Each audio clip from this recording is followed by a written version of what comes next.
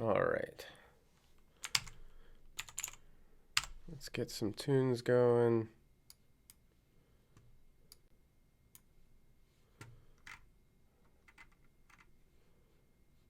Let's get some, yeah, let's get some EDM stuff going.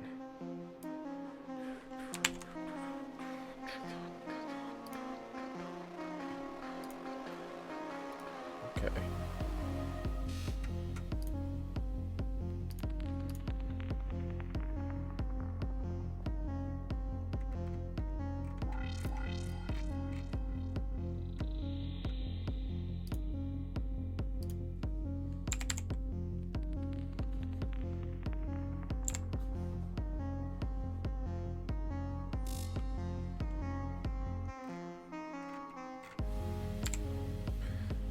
All right.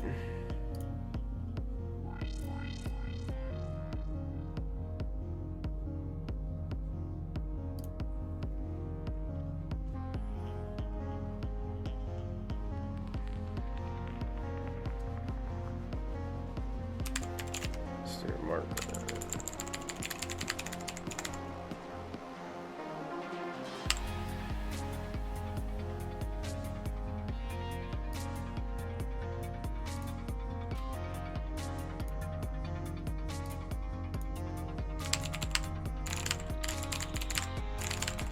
Rebooted, so don't have that stuff. So let's do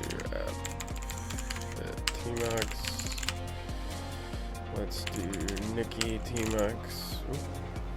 Wow. Let's do.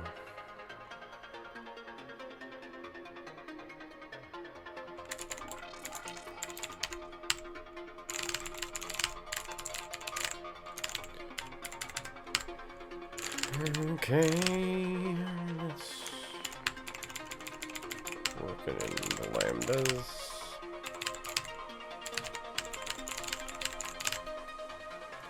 Cool.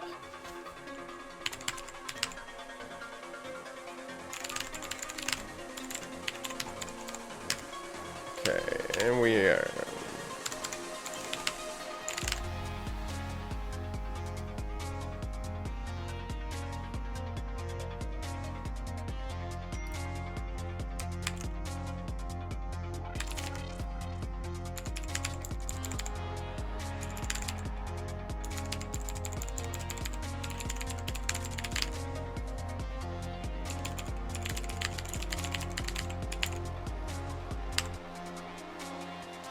Okay, pick up where we left off yesterday with this integration testing piece. I set up this test folder in here and I started working on this create event user spec test. And we started driving through and we ran into an error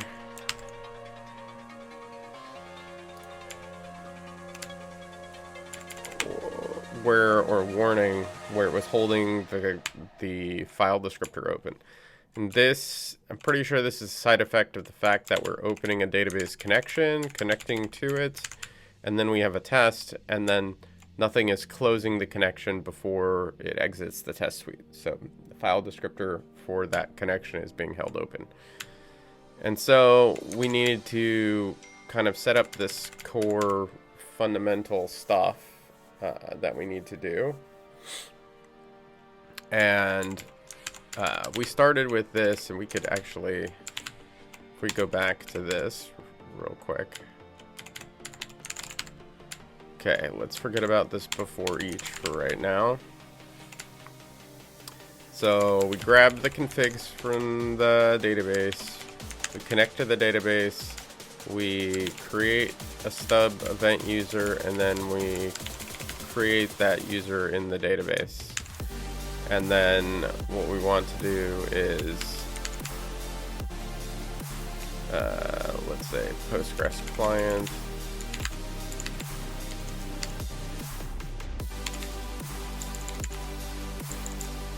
I don't know how we go about closing PG client. We have connect. What is end?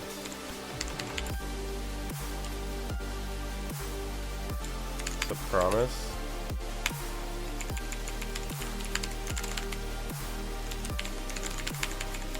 What does end do though? Client, constructor, end. I'm guessing that's what we want. I don't know. Let's look up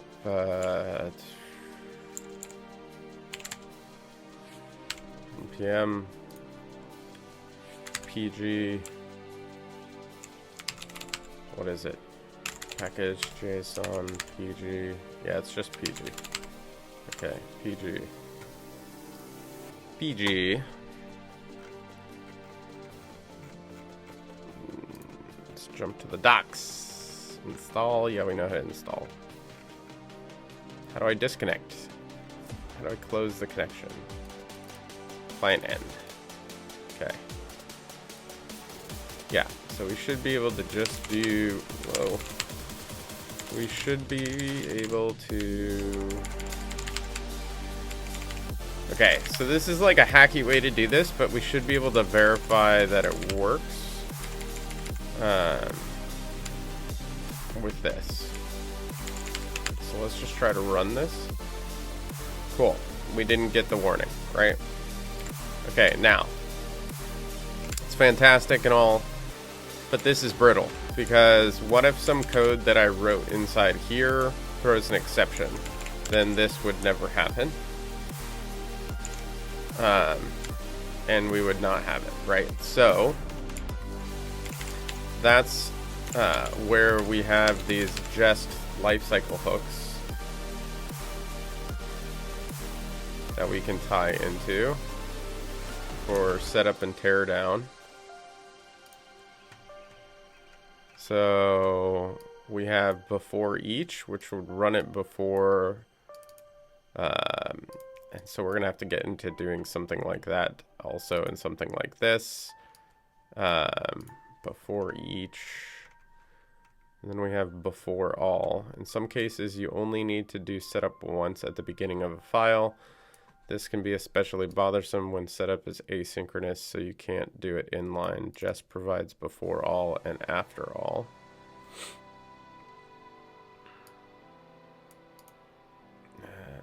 For example, if both initialize city database and clear return promises, and the city database could be reused between tests, we could change our test code to this, right?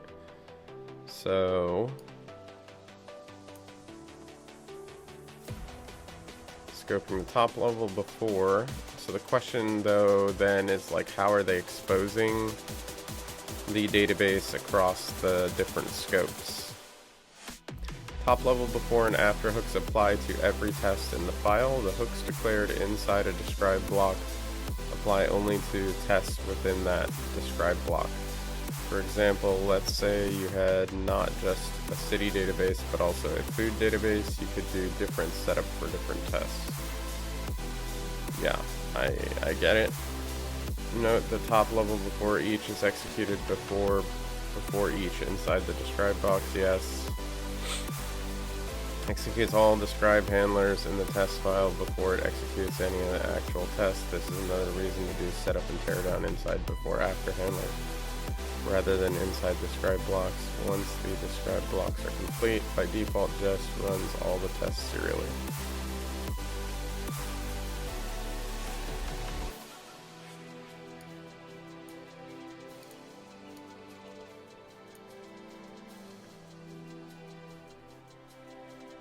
Okay.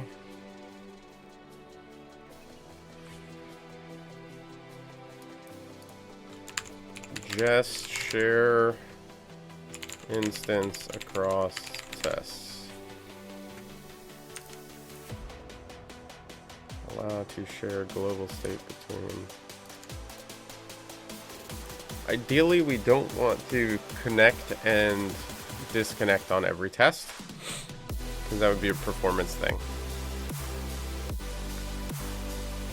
Add a global property to the this of global setup and global teardown async functions that can be used to set global variable that can be accessed in all tests via global.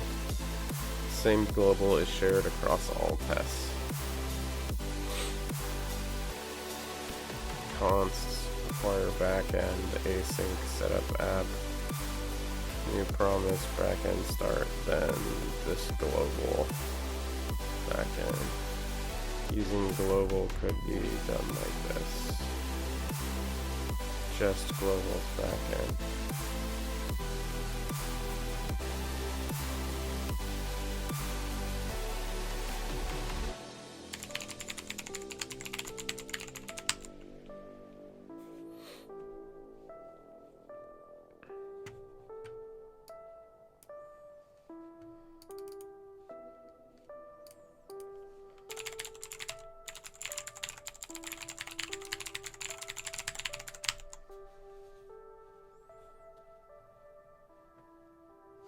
Let me ask Harris, because I know I set this up with Harris, and I don't remember.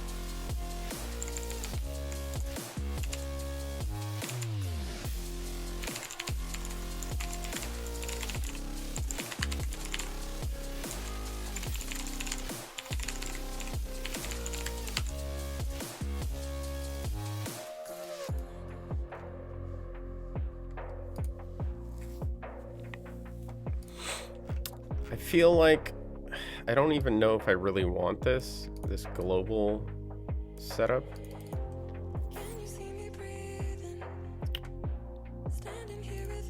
I mean, maybe we figure it out without the global setup first, and then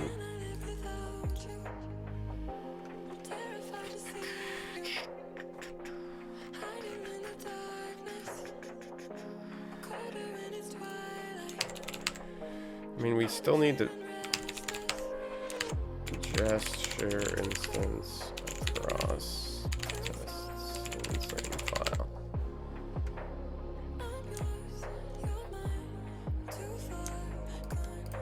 Well, that might be useful.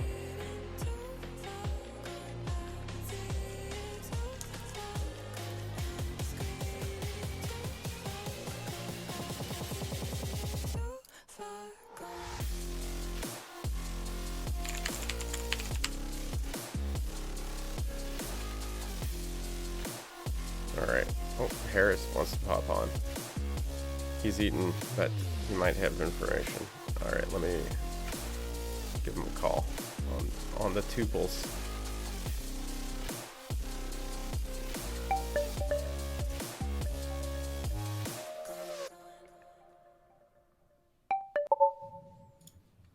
Yo. Hey.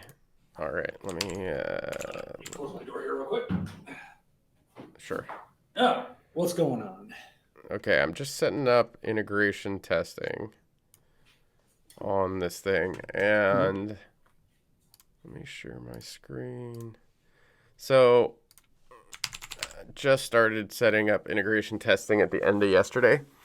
So I'm continuing with that again, and I'm using PG. And so I'm just at the point of like trying to get the basics of stuff. So I wrote a test that fetches the database config, connects the database, like creates a user record, disconnects from the database, and then does the assert, right? And the problem with this is, one is like I'm doing this, I'm going to have to do this in a bunch of different tests. But two is if any of this code up here is broken or breaks, then this will never run. And then we'll have like dangling file descriptors and stuff. So normally you'd want to do this in some sort of setup and teardown thing. Like a before all in a file or something is what I assume, right? So like, because we could do the before each, but then it seems like why would we want to create a database connection multiple times if we don't have to? So then within a file, we can at least scope it to a file, which is like, sure, we can have a before all in the file. Right. But if we do a before all in the file, I guess my confusion or my concern is like, is the database connection object the client object? So like this would have to get forklifted up into here, and we would return what? Like they say you can return a promise in here. I might be able to make it an async, and you can definitely make it. I was just going to say you can make it an async. Any of those can be async. Before all, before each, all that. It doesn't like it. Cannot find. I think you're just missing. It says expecting a comma.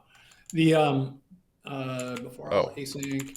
The async's in the wrong place. Yeah, sure is. Yep. Okay. So this is like the. Or yeah, we have the client right here, right?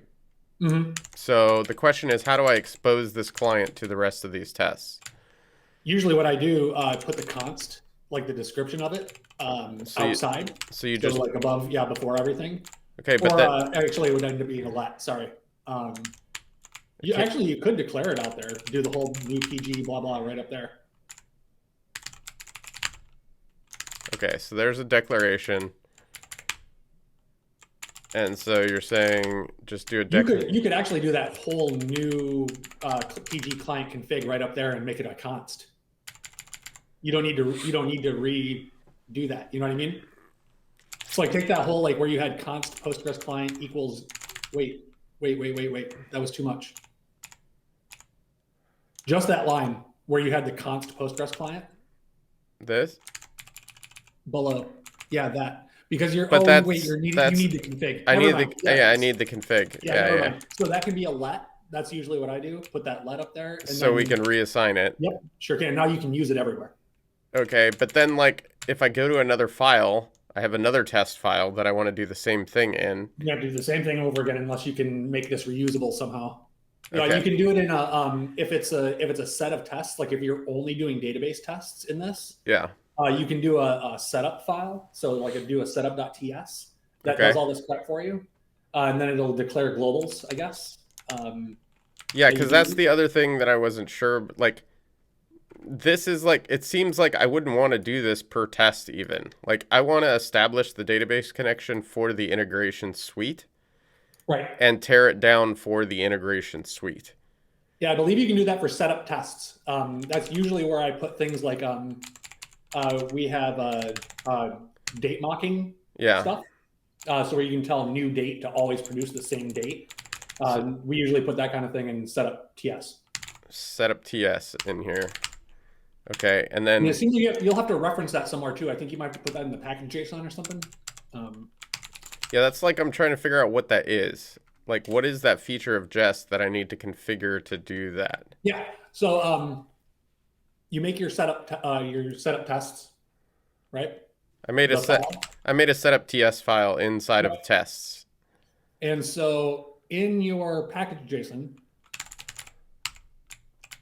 down towards the bottom, do you have anything for like coverage report, not anything like that? I have collect coverage form, coverage directory. Yeah.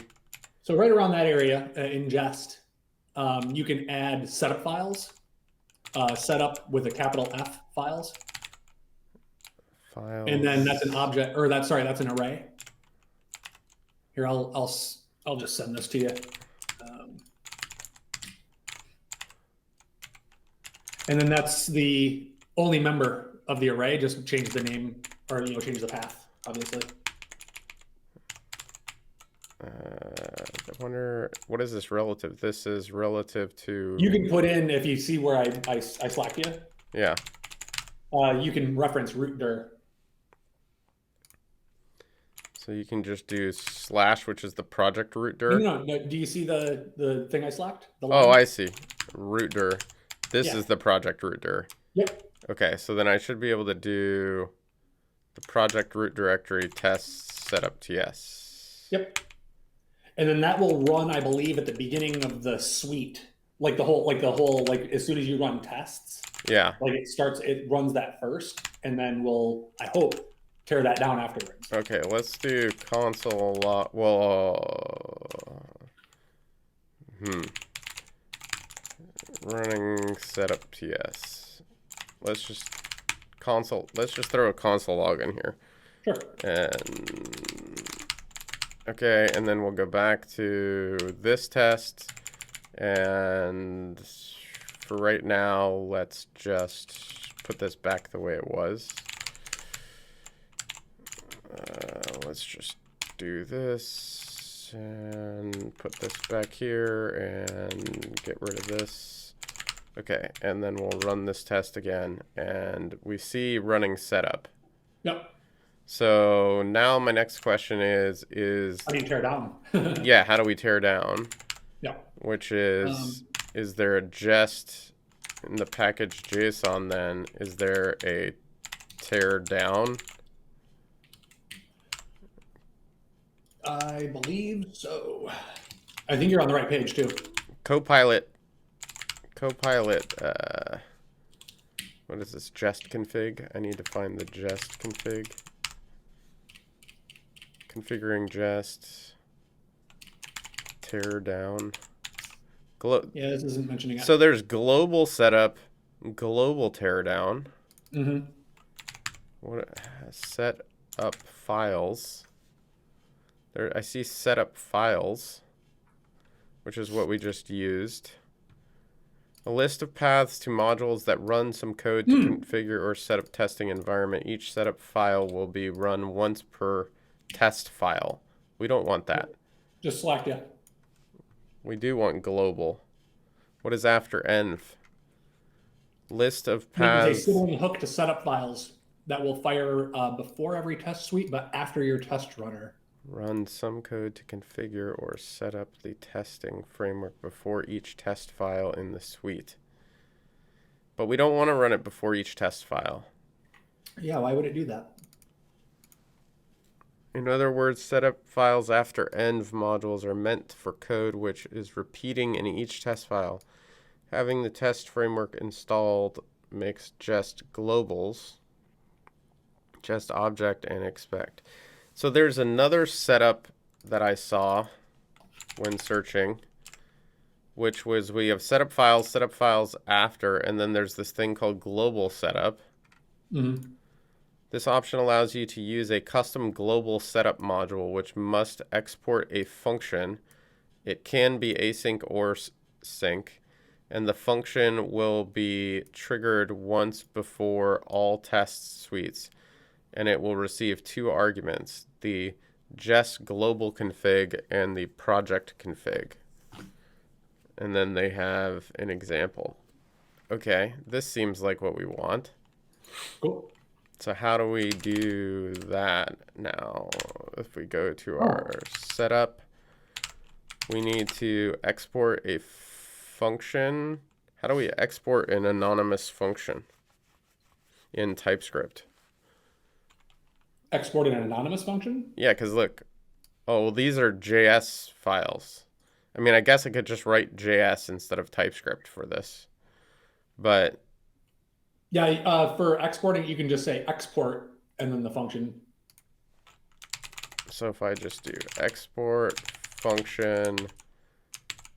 You don't even really need the, well, I guess if you're making an anonymous function, I don't think you need the word function in there, but give it a try. It'll still work.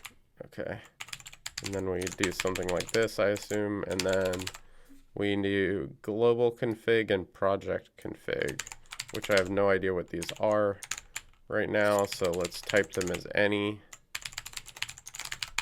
Okay, and then export. I don't think you need the function word there. It's looking a little weird to me, so maybe that works.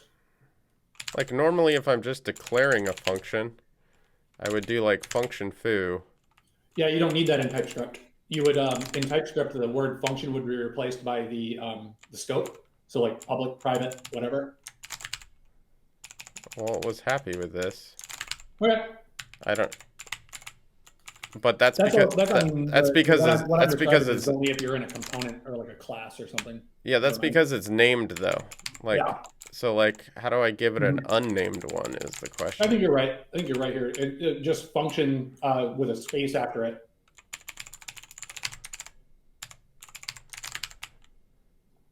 Identifier expected, huh? Yeah, it's talking about this though. Remove unused declaration. Prefix global config with an underscore. So it's just because I'm not using it? Yeah, that's what it is. And I'm surprised that it's not complaining about the return type.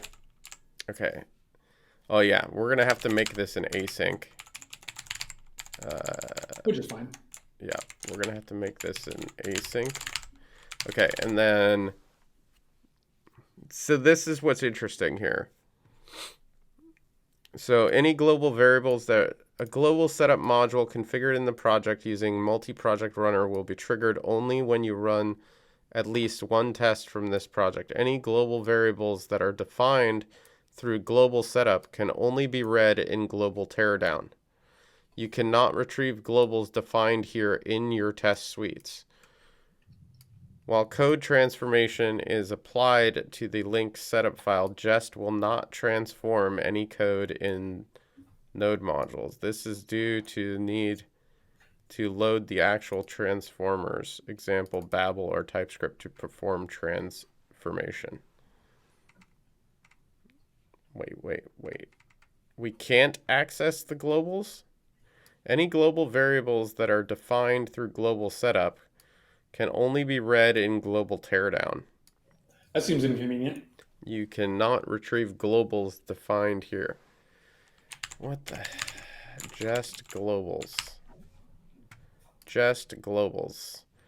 In your test files, Jest puts each of these methods and objects into the global environment. You don't have to require or import anything to use them.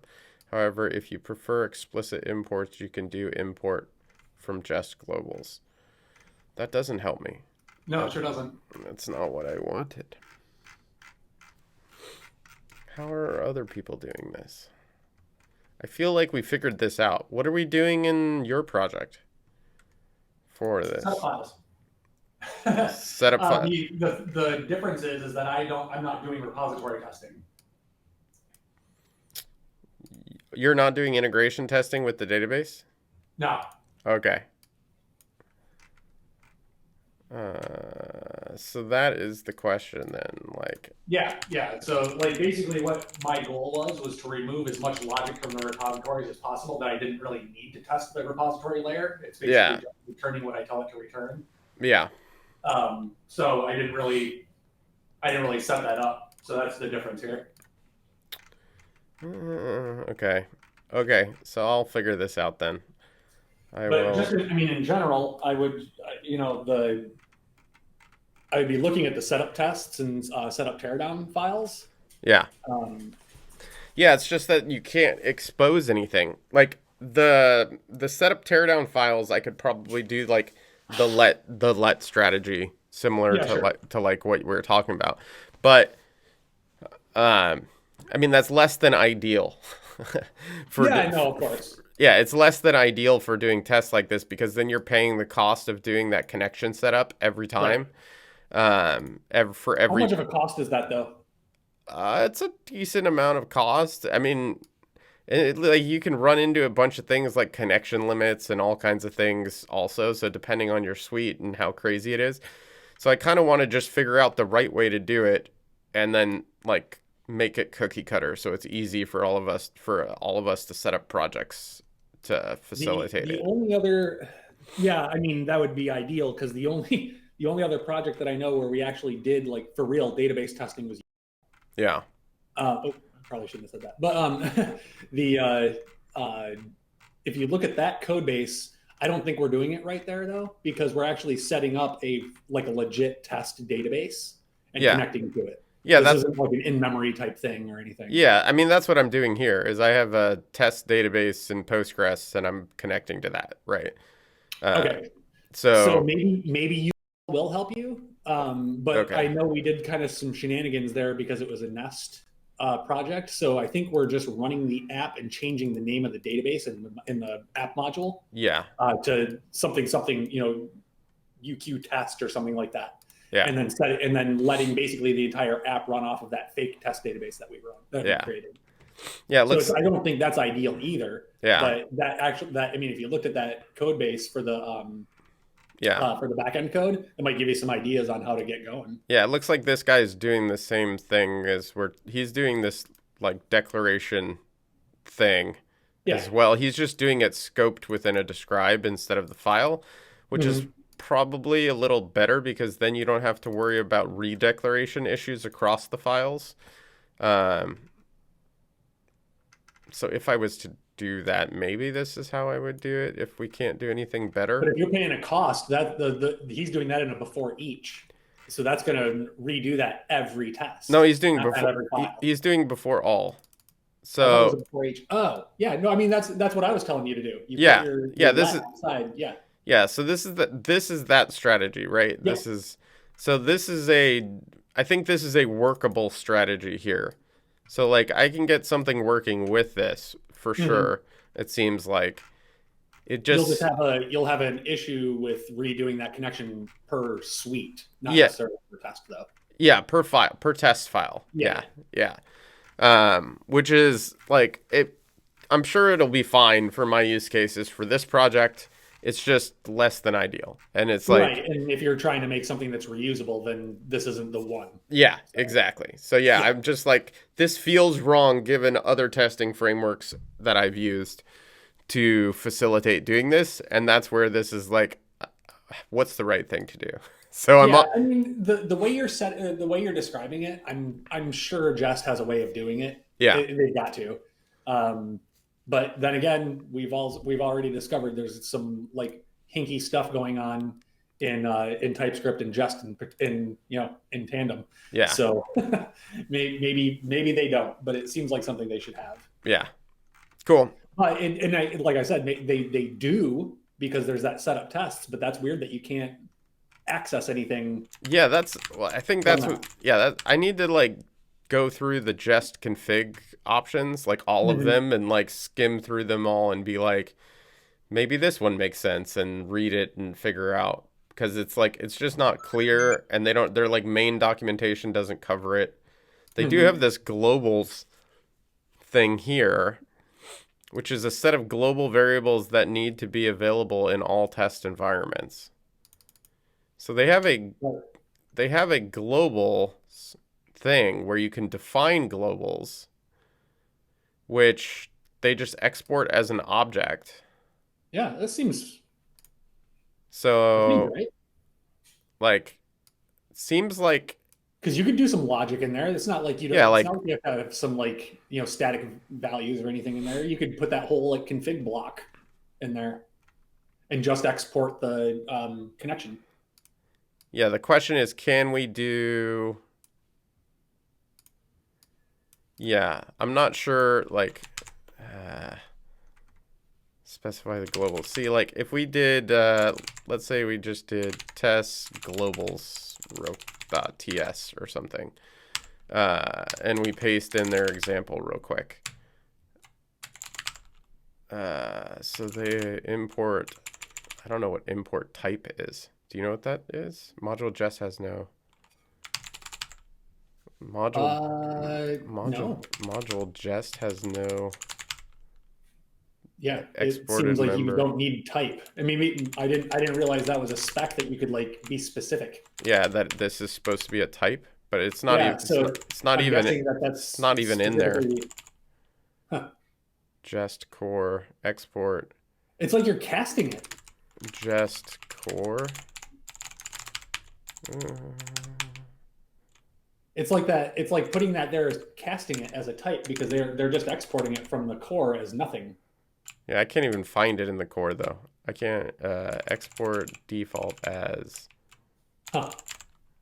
Like what? Just leave it like it is. What is this? They're not exporting it because they're only re-exporting these. They're only re-exporting these and run. Yeah. Copyright Facebook. Facebook does jest. Whatever. Okay, so like, I don't know. Hoopty. I want to see something of mine make it in there. Sure. So we have some config. Okay, and then go back to package JSON, and then let's get rid of those. We'll just do globals. Is that what it was? Global setup, wasn't it? Oh no. Globals. There's a global setup there too. Yeah, that was what we looked. looked. Got a global key. I thought that was what we looked at before. Oh. Root Oh, dir. that's your auto suggest. Okay.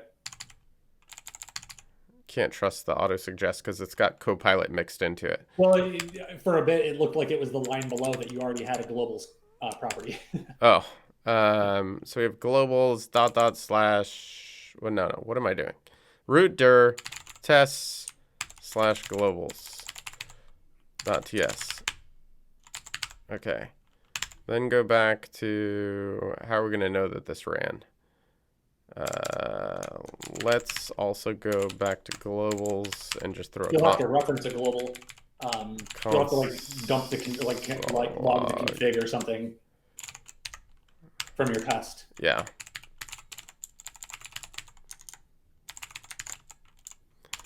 Let's put this up here.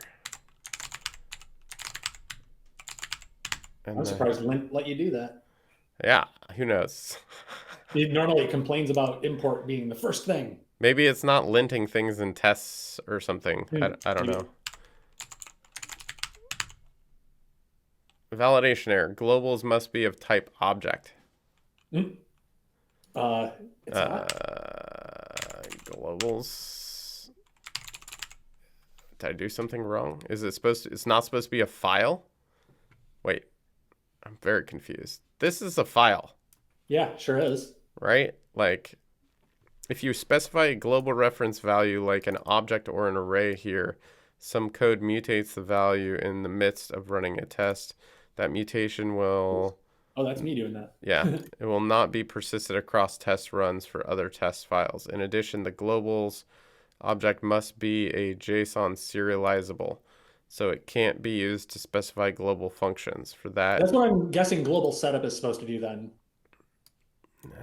Maybe it puts whatever you put in global setup into a global scope. Yeah, but then the problem with that is like global setup says, like, they even give an example here. Set a reference to MongoD in order to close the server during teardown, right?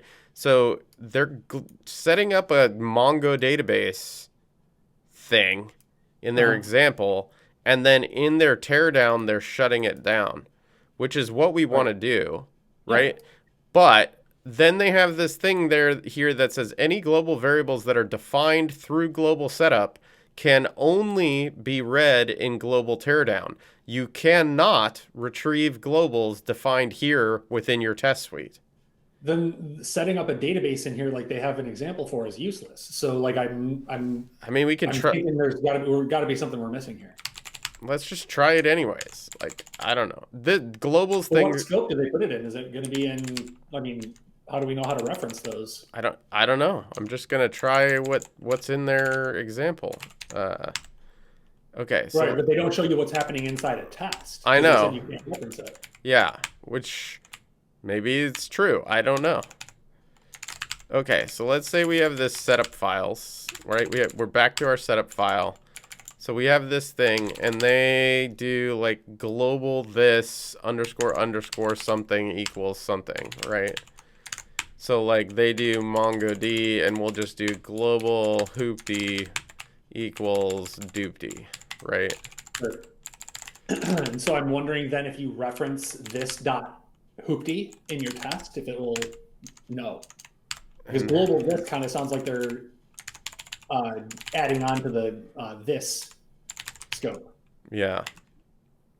Let's do Drew in test reference of global, and then we'll do plus this dot underscore underscore hoopty.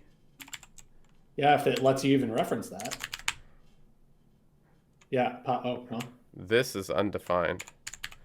Global this. Huh. What do we got? Validation warning, unknown option, tear down. Oh. Okay, didn't like tear down. That's fine. I don't know why it's complaining about it now. Element implicitly has an any type because of blah de blah. Yeah. So, okay. Yes, I don't know what type it is. But it's talking about it in the assignment of setup. And then identifier expected. So let's go back to our setup file. Let's give this a name of setup. Then it's complaining that element implicitly has an any type. How do I explicitly type it? You can, there's a, for any of those, you can, yeah, if you want to give it a specific type, you can. But you should be getting an implicit type of string there by assigning it. Yeah, that's what I would hope. But I think global this has an implicit type is what it's saying. Yeah. So this is, can I explicitly cast it as any? Well, what did that formatting do? I know, man. That was some weird auto formatting that Yeah, sure is. it's doing. Oh, because of the underscores. Doesn't like that. Okay, and let's just do the ignore thing, I guess. It's complaining about hoopty. Implicitly has, that's because it doesn't exist yet. Yeah, no, because global this doesn't exist. Yeah, because I'm in a TypeScript file. Yeah. Stupid linting. Dude, yeah, Jest does a pretty terrible job of this, apparently. This of is explaining how to do this. Yeah. This, if this was JavaScript, this is what I would do, right? Right. If I change this to a JS file. You can too. And just export, let's change that to, we'll just do module exports equals module exports equal, is it exports? Yeah, exports equals async. And then we're going to do function without a name. Yeah. And this should be our function. And then that is going to do whatever the hell we want it to do. But what's it called? Still going to complain because it's a linting issue. Even though it's a JS file now. Yeah. Yeah. Unexpected any. Okay. And then I can disable that for entire file. Okay. No? No, shoot, dude, I gotta go. Okay. All right. Catch you later. All right, later.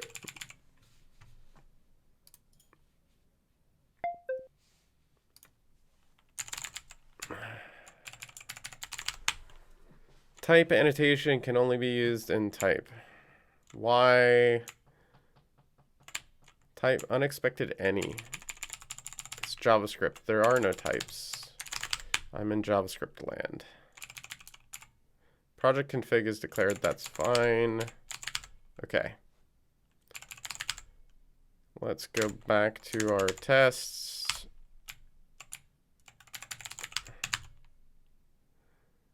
Tear down. Package JSON. Doesn't like tear down. That's fine. Go back to our tests. rootdir in setup files option was not found. Rootdir is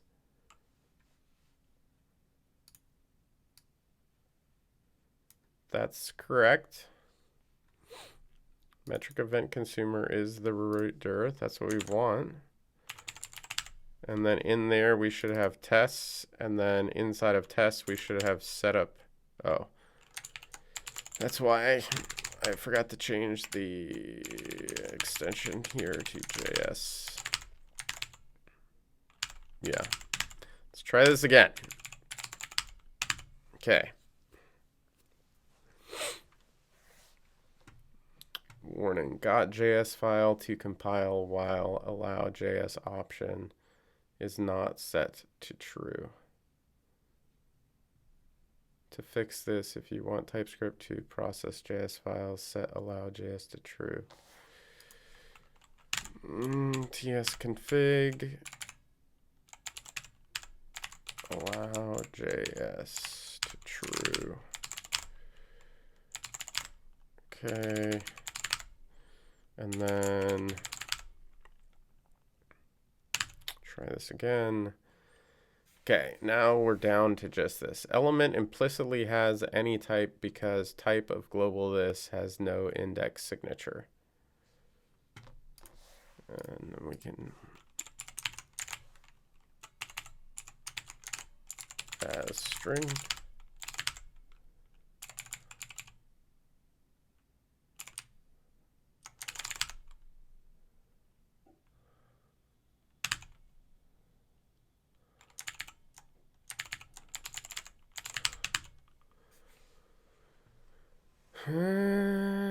Type of global this has no index signature. What is global this? Let's just log global this. Global this.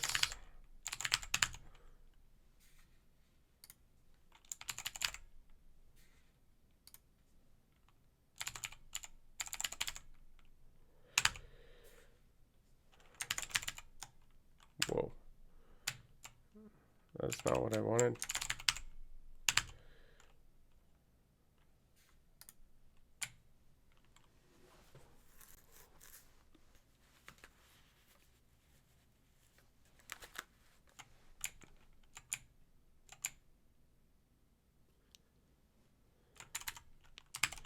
Slash underscore underscore.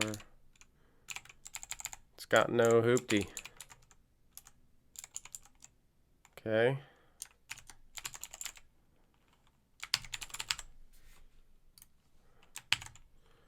Just set up database client as a global.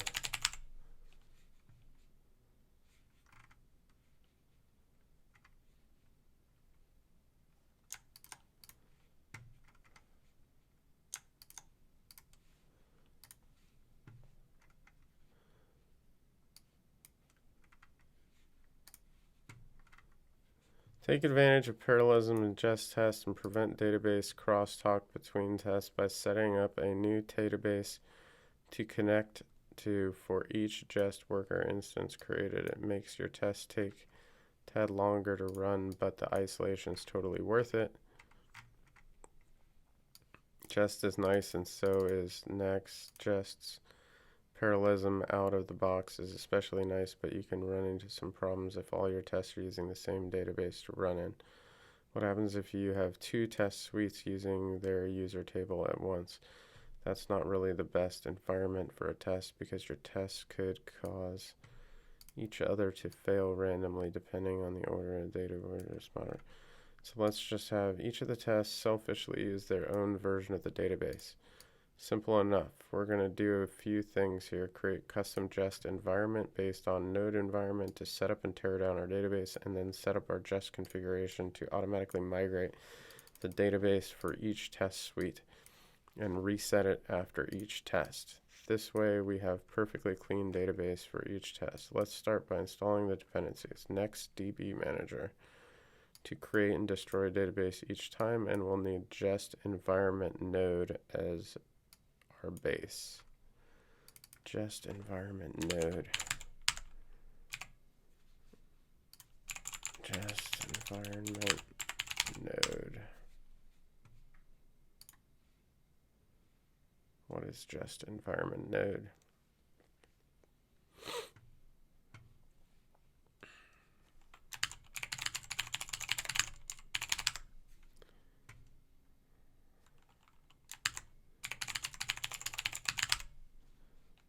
Just environment.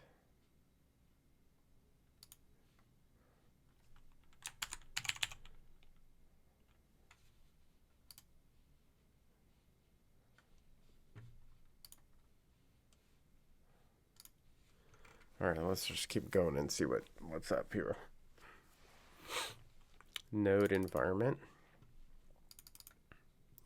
Custom environment.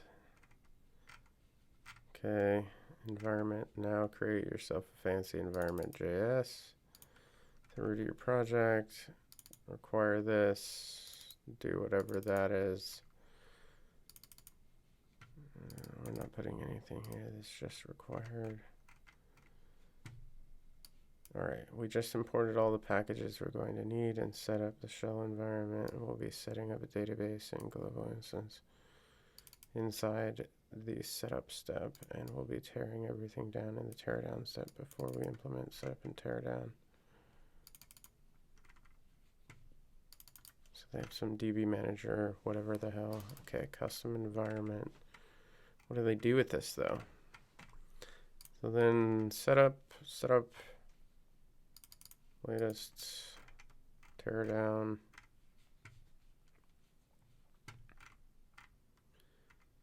Let's update our next file.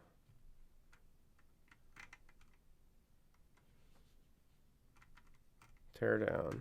Await next destroy. Drop DB. Close. Super teardown. Just setup.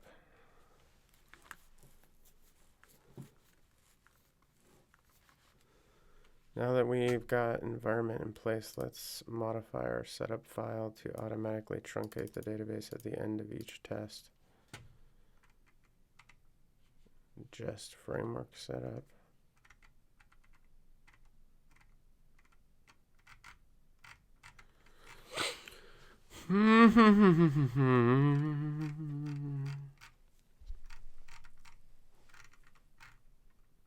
How do they wire this in? This.global.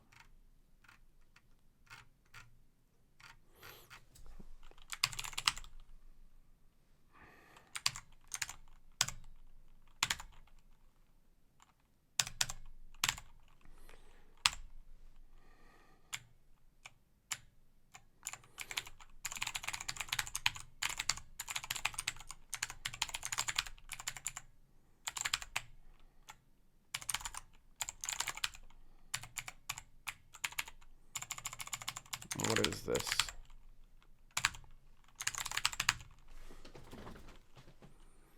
This is an empty object.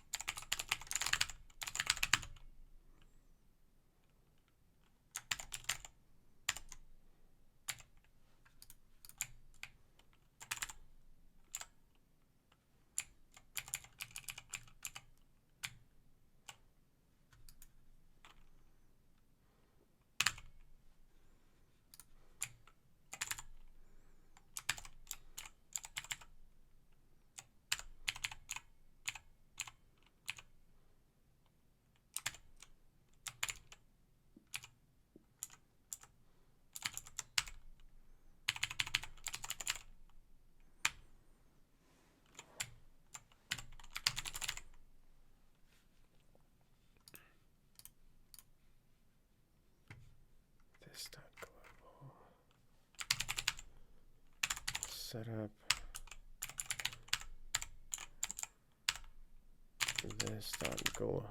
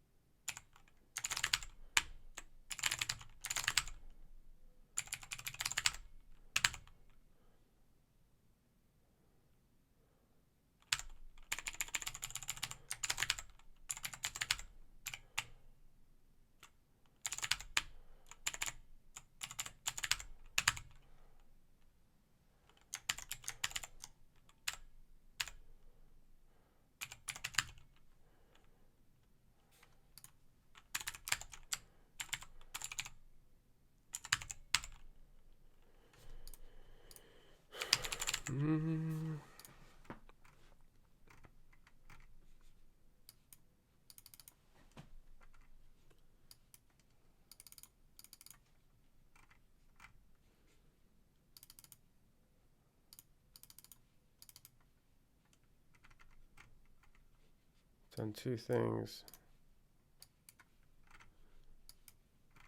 Tear down. Code we just added does a few things. First, it destroys the next instance that we've passed around in order to close all current connections to the database. Then we drop the actual test database. Finally, we close the connections from the database manager. This is important because if we didn't close these connections, we would quickly exceed the connection limits on the database. And of course, at the very end, we call the parents method to allow Jest to do its magic. Now update Jest config to use the environment file you just figured. Okay, that is, how do we do that? That is the question. How do we configure this to do environment files?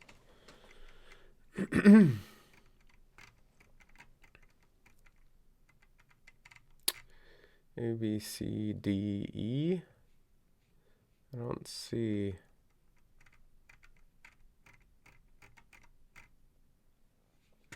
How do we do that? Give me an example. Why can't you give me an example?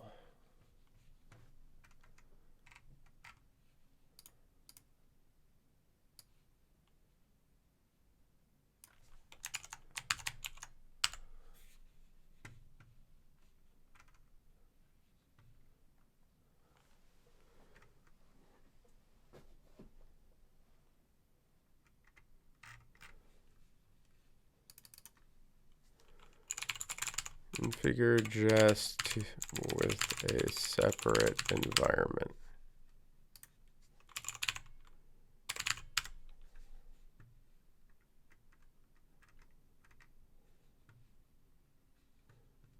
Change test environment.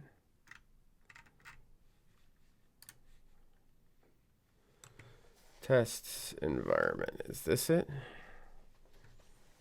Default is Node.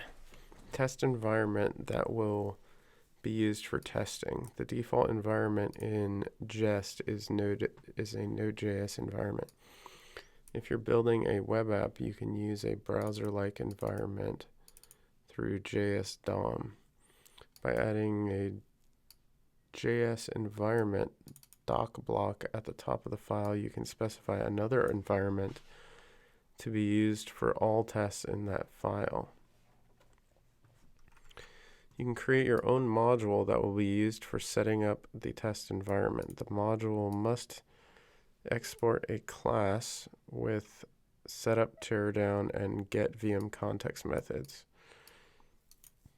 You can also pass variables from this module to your test suite by assigning them to this will make them available in your test suites as global variables. The constructor is passed global config and project config as its first arguments and test environment as its first argument.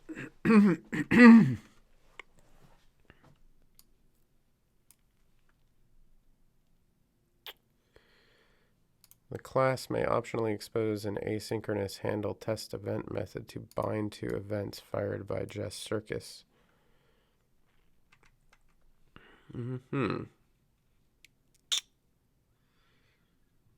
Okay.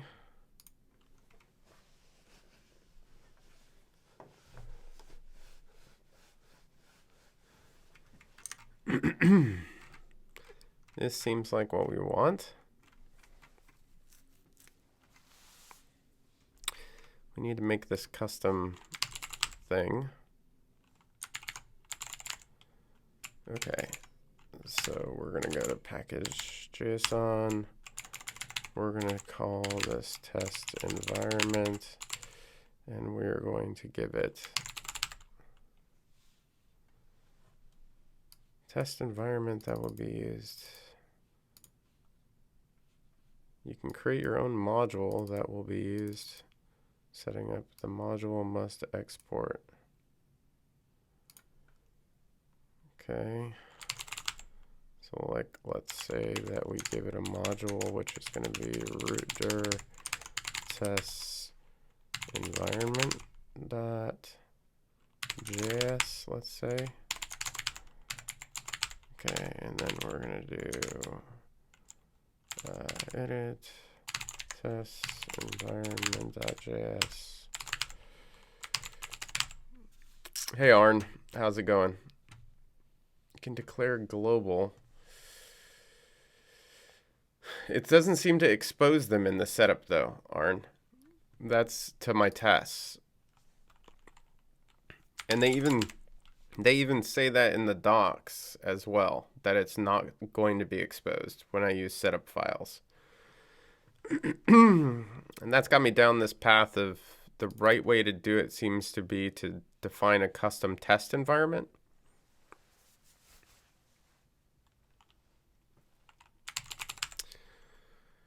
And so that's the path I'm exploring right now. I've not done a custom test environment for Jest before. You can create your own module that will be used setting up the test environment. The module must export a class with setup, teardown, and get VM context methods. Okay.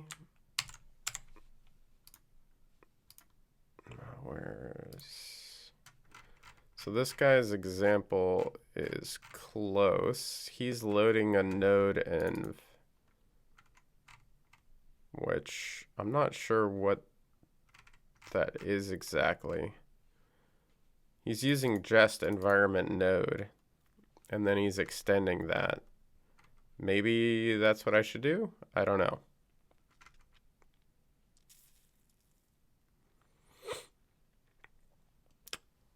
Not sure. I guess, like, why is this weird third-party environment thing? If the, like, why not just build on the existing one that is defined already as part of Jest? That's what I'm a little confused about.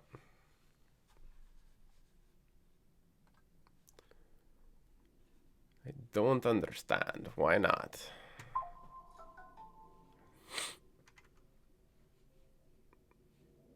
I can't, there's like no docs on that either, right? It's,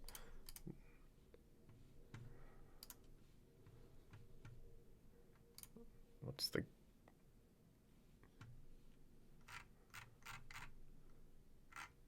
why does it take me to the Jest? Is it part of Jest? Why is it a separate package? These things I do not understand. This is what I hate about some of this crap. It's just, it just seems ridiculous.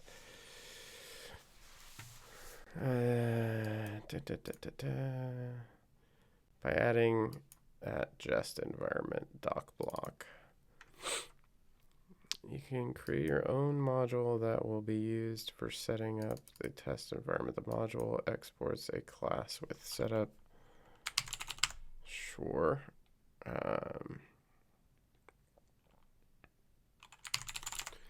Yeah, like, I don't know what we want to do here, but whatever. Yeah, we're going to do this, I guess. Something close to this. And we'll just say this is custom environment, but it's going to have setup. It also needs to have this get VM context function. And then I guess let's see things fail. Place get VM context. Yeah, I don't know why it's doing in JS. It's doing weird formatting things. Dispose, whatever.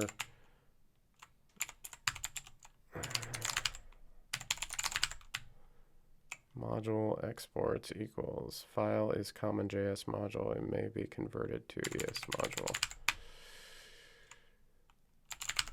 Sure, whatever. Okay, and I guess we'll just do like a console log running setup in new environment in custom env Running teardown.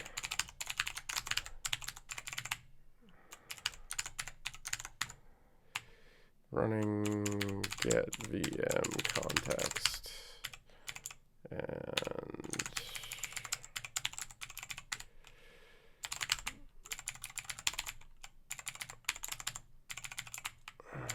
running dispose, which we shouldn't actually need dispose according to the documentation.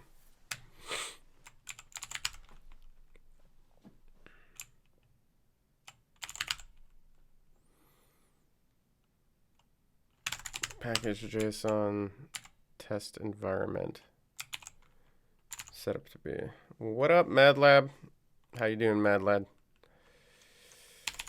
Trying to figure out Jest and how to properly configure Jest for integration tests in like the right way. Like I have ways of doing it that are less than ideal and work, but I want to figure out the right way to do it. So we have, I'm trying to do a custom environment for Jest right now and see if that works. We will find out. Now it's very unhappy now. Package JSON, we got a trailing comma problem. Okay, create this. Let's run our test. Cannot set properties of undefined setting console.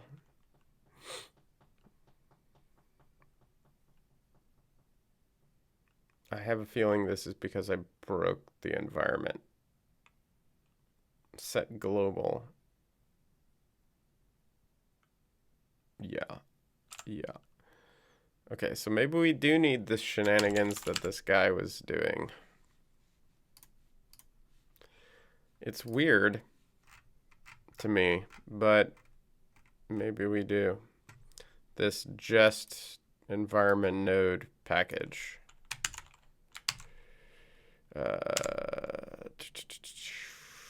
Yeah. Dash help. What is it? What's dev? Save dev. Save dev. Jest environment node. Do you know about Helix code editor? I have played with it, but I'm not a super fan of it. But yeah, I've played with it.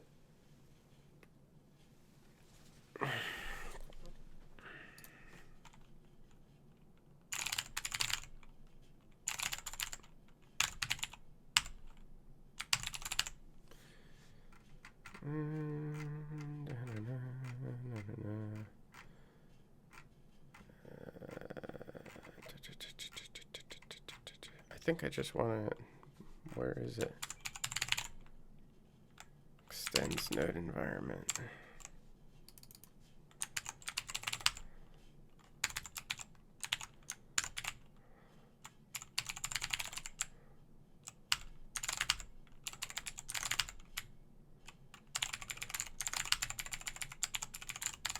He's saying we don't need this. Require statement not part of import statement.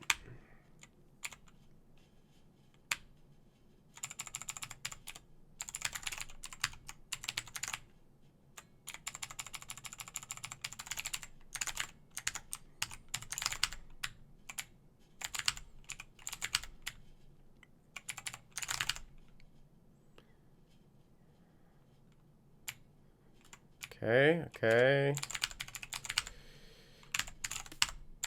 Great. I think Helix doesn't have plugins yet, if I'm not wrong. I don't know. It didn't when I played with it. Class extends value object is not a constructor or null. Class extends value object is not a constructor or null. Damn it. I'm so close, but so far.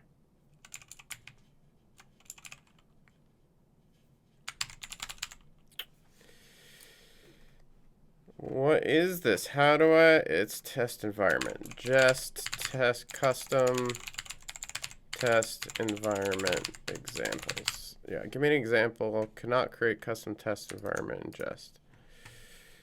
What do we got? What do we got? This is my test environment. Any help? Okay. Silly problem. I found a solution. I had to export custom environment. We're doing that. We are doing that. Module exports require Jest config defaults. What in the Jest config? I'm doing this. Did I do that right? Did I do it right? Package JSON root dir test environment. That seems right. Yeah, we can see. Helix editor.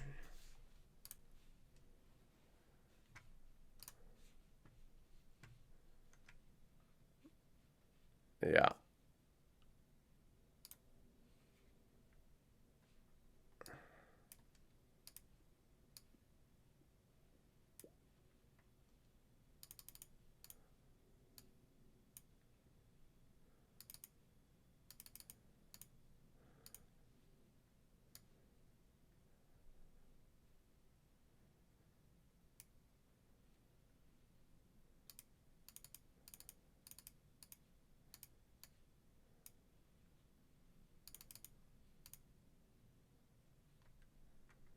Yeah, this doesn't help. I think they still don't support it.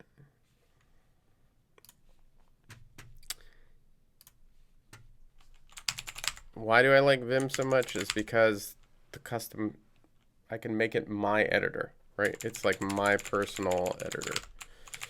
I can go write some Lua and NeoVim can do what I want it to do.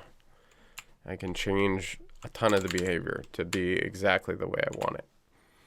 That has costs, right? But it also has benefits. Question is, why is this not working? Do I need to do super setup? Is that the deal? And I need to do super teardown, and I need to do super dispose. Is that why? No, class extends value.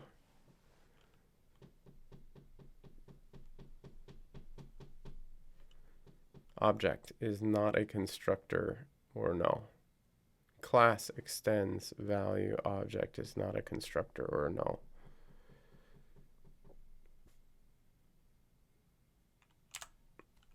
I mean, what would it be? Let's change it to a TypeScript file, and let's just do it in TypeScript.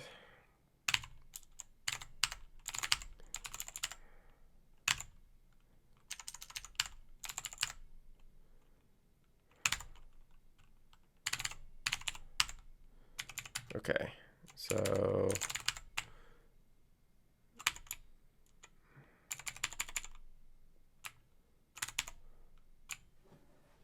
let's look at this thing. Exports default node environment.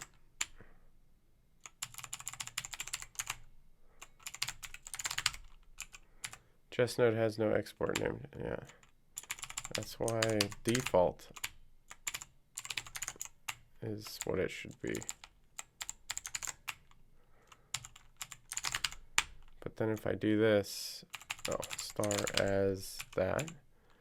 But then it says type of import is not a constructor function type.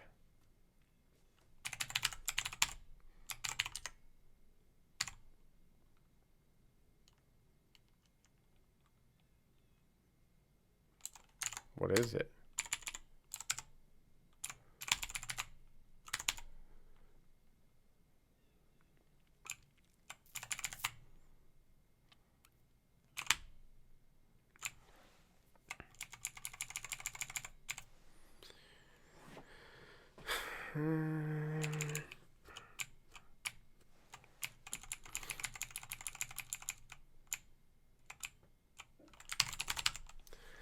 This is pissing me off. Just environment node.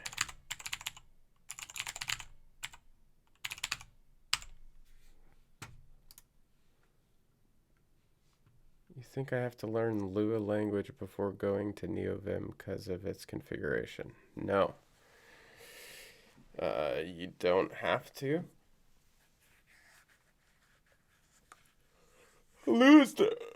Lua's not that bad.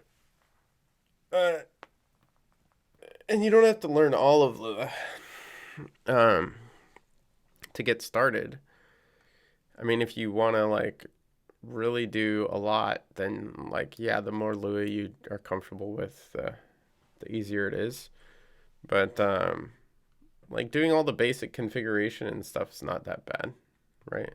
And you can always just do like Vim script for like basic settings and configuration stuff as well. Like that still works in NeoVim. It's really like once you get beyond that stuff and you're wanting to do like what's a good example? NeoVim LSP config. Okay, so like LSP, NeoVim supports LSP, right? The language server protocol, natively in the client, right? So they have this plugin called NVim LSP config to make it easy to config, you know, the various LSP clients, right? So for the different servers. So like if we look at like server configurations, here's like all the different languages it supports out of the box. So like you could just like, I don't know, TypeScript.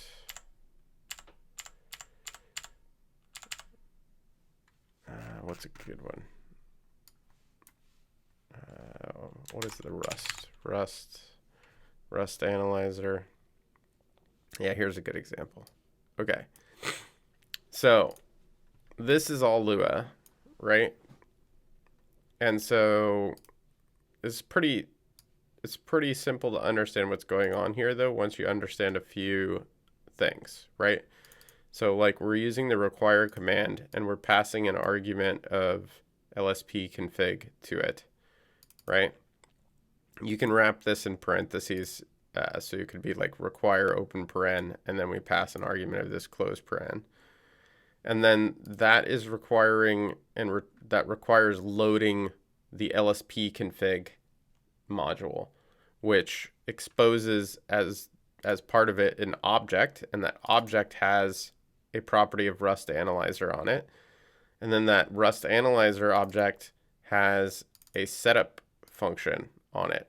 And so we're calling setup and handing it this object right here that we defined, which in Lua they call a table, which is just like, think of it like it's almost like a hash map or just like a JavaScript object or something like that. You can think of it along those lines. And then we're defining this settings property on it to be equal to this other table, which then has this Rust Analyzer, which is equal to this object, which has this diagnostics property, which is equal to this. So it's just like an object representation similar to like a JavaScript object, except this is how you do those things in Lua. But that's all this is doing, and it's just passing this object into the setup function for configuration, right? So we're basically saying, set up the Rust Analyzer, and here's the configuration description to use when setting up Rust Analyzer. A lot of these, like, you don't even have to customize the default settings, and you could just be like, require LSP config Rust Analyzer setup empty, and it will use the defaults, right? So that's just like an example, but like there's a lot of other stuff that's pretty simple. That's like even simpler than that. So like you can, if you can deal with that, you can get like, you know, IntelliSense kind of LSP integration. You can get most plugins kind of installed and set up if you can deal with that.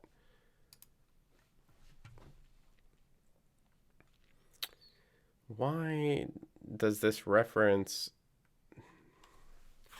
Why is this a separate package? Step 1. Okay, now this is... It's really making me sad. It's really making me sad.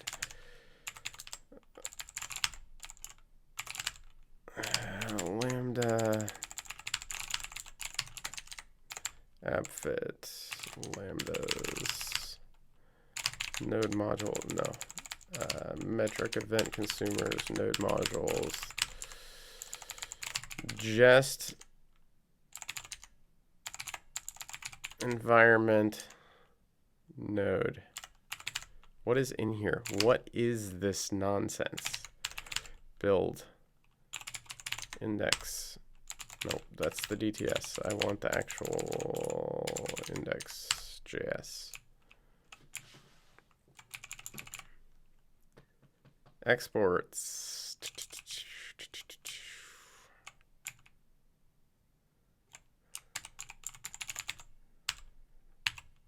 Okay, so we have a default exports, which is equal to exports test environment.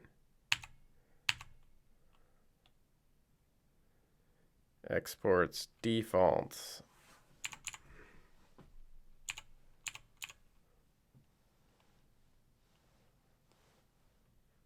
Exports test environment. Default node environment. Like, what in the world?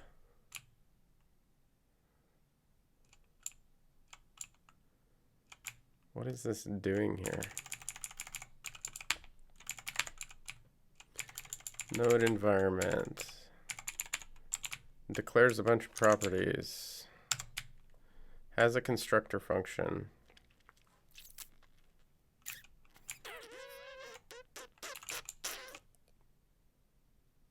Yeah, no problem, man.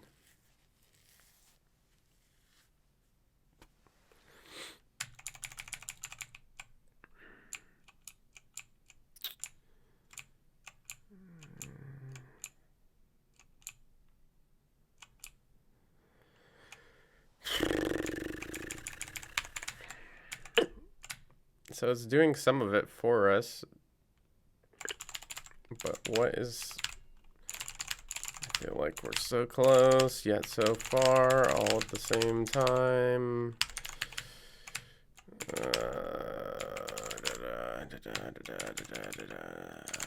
Okay, what do we got here again? Oops.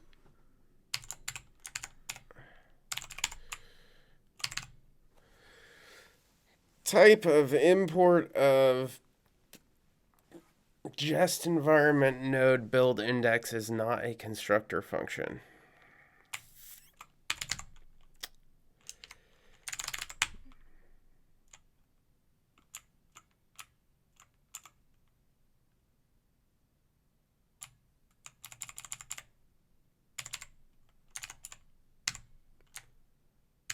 Is default? Do I need to do import default as node environment? Okay. There is no super for dispose. We're not supposed to need that. Okay. Test environment cannot be found. Make sure test environment configuration option points to an existing node module. That is because I changed it to a TypeScript and that's not legit anymore. And how do I export default in TypeScript is the question. I do not remember. I do not remember. TypeScript export class as default. TypeScript exports versus default export. I don't want a module introduction. Tell me how to export default. If I just do a single, is that the default? Export. Does that do it? Am I lucky? And that does it? No, that's not it. How do I do it?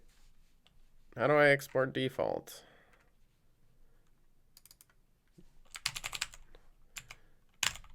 Then environment, then we can, I don't want to do this.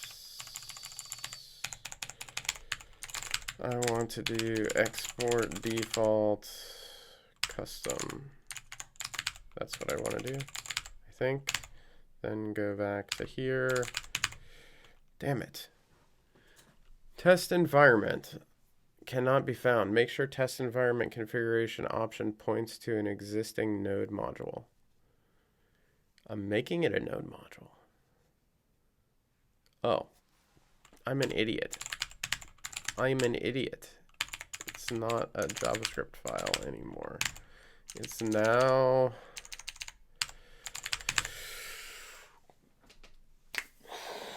cannot read properties of undefined.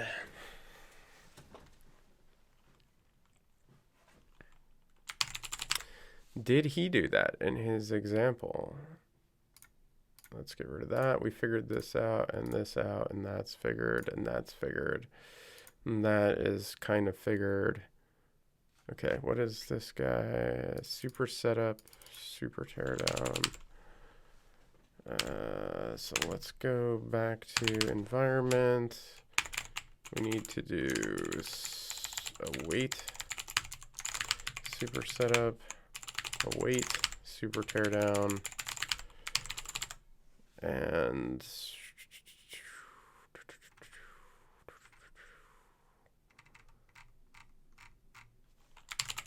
okay. I don't know. Okay, cannot read properties of undefined test environment options. Node environment build index.js 88.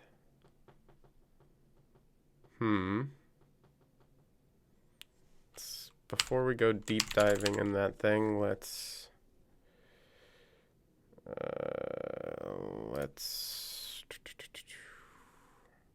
where did it go? Here. Let's go through this real quick. Okay, so he does this. He doesn't call super in there initially. He does do it.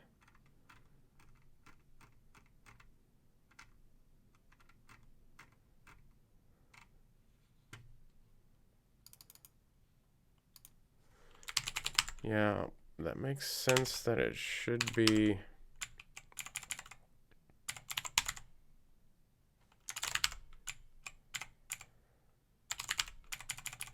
It's the order. And then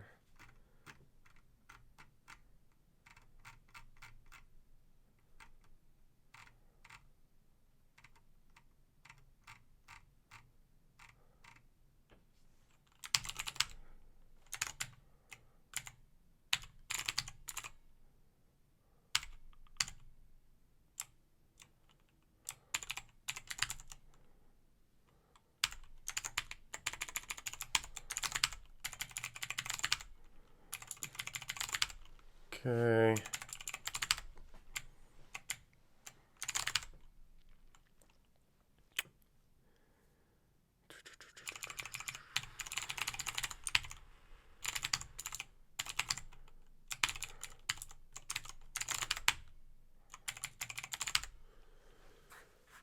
Okay, let's see. Why is this not potentially working? Node environment is node environment. That's good. That takes us to the right place now. Okay, but.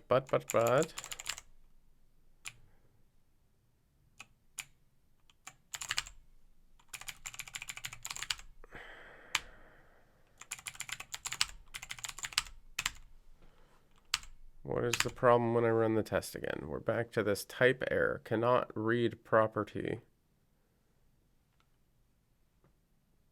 properties of undefined on line 7. Doesn't know what console is. In that environment file.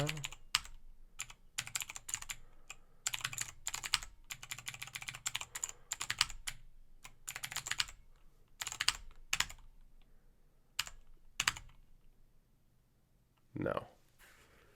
Cannot read properties of undefined. This is in Next.js.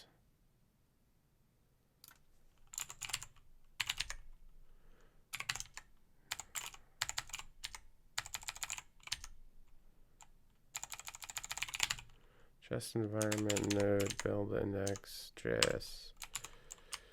88.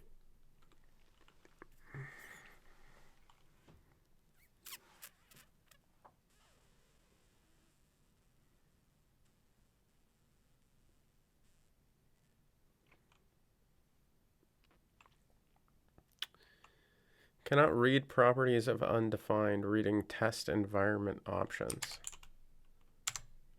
Project config is undefined. Why is project config undefined?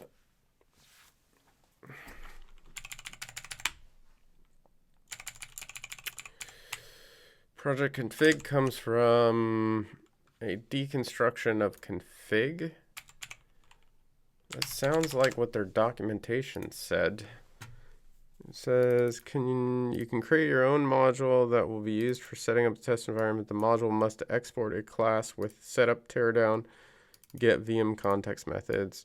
You can also pass variables from this module to your test suites by assigning them to this.global. This will make them available in your test suites as global. The constructor is passed global config and project config as the first argument and test environment context as the second. That seems like what we're seeing. So this config should have global config in it. Should have global config and project config in it. And we are destructuring the project config out of it. But then it's saying that project config cannot read properties of undefined. So project config is undefined for some reason.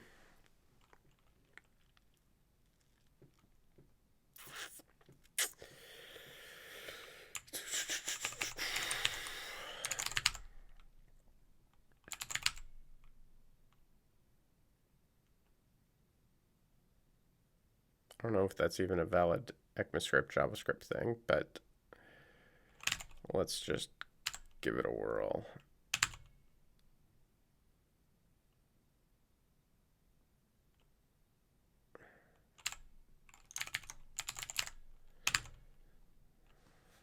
Now it's complaining about globals on 146.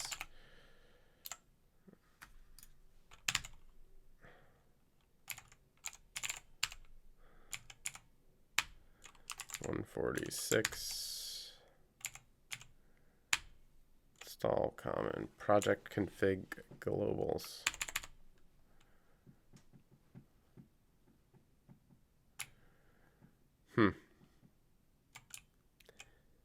Let's just console log config here. Let's get a little crazy. Let's get a little crazy.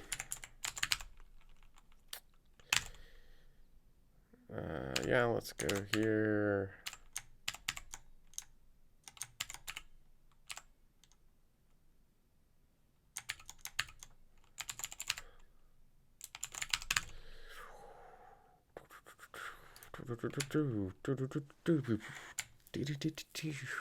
What are we getting?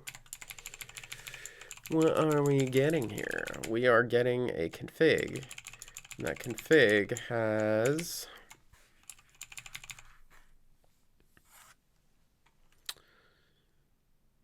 it's supposed to have global config.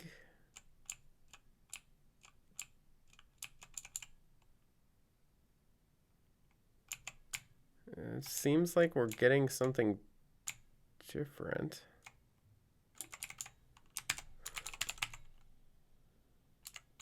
Globals. What the heck is inject globals? Stumbling on things. A, B, C, D, F, G, H, I. What is this? Default is set to true. Insert jest globals. Oh, no. That's not what we want. No, we're still on the right track. Still on the right track. We just got to figure out what the hell is going on. Okay, test environment. This is what we want. And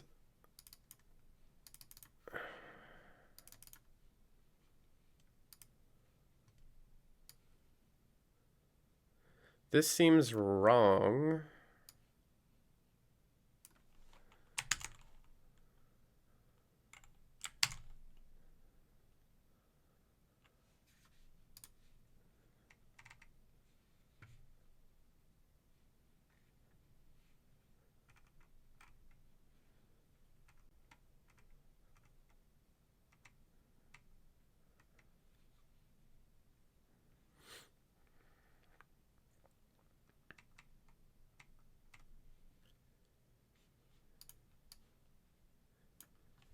Guess this is an easier way of doing this without having to screw with their library all the time.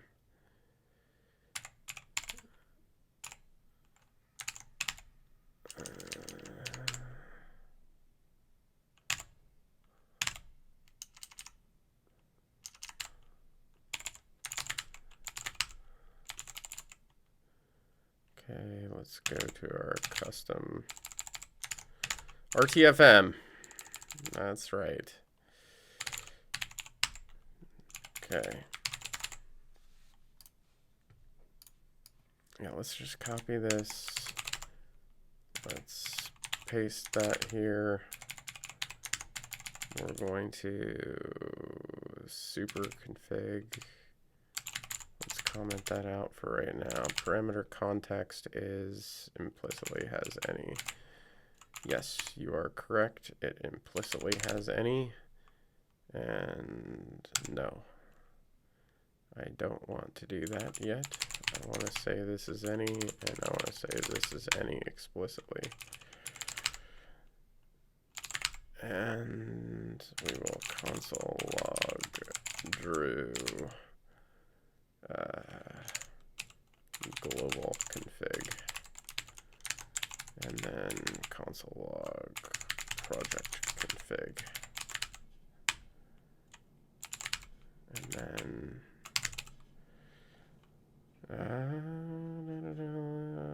let's do 7. Okay. That should be okay. Let's try this again. Let's get rid of that. Let's run this. Cannot read properties of undefined. Same thing, line 88 of that thing. Why are we hitting that is the question. We should be, oh, because we're doing super here. Let's move super here.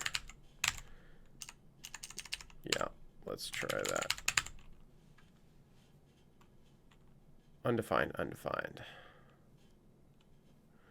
That is interesting. But that's because config is not what we think it is, or what it's supposed to be according to the documentation. Config is not coming in as what it is supposed to be. If we do console log drew config and console log drew context, console log context.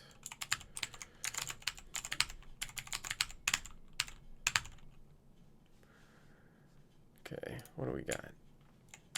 What do we have? Okay, global config, project config are undefined according to what they're not supposed to be. Config is some sort of object that does not have either the global config or project config properties on it. Then we have context, which looks like a context.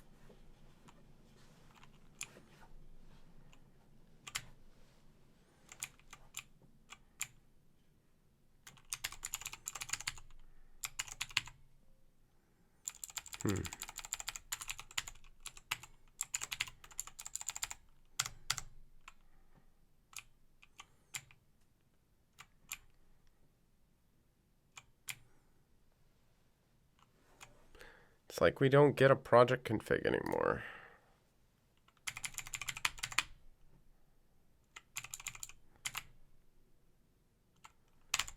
Custom.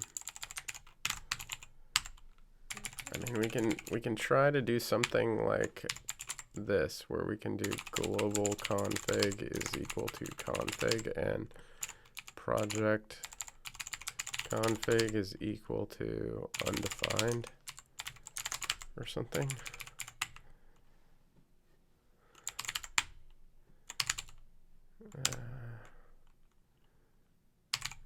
Type undefined is not assignable to type project config. I know it's not supposed to be, but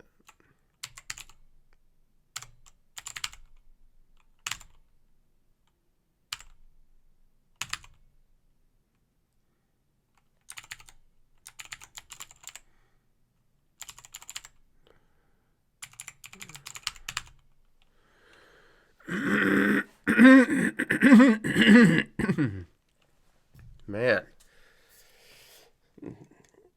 wife's had the flu for like a week. I've been fighting to keep from getting it.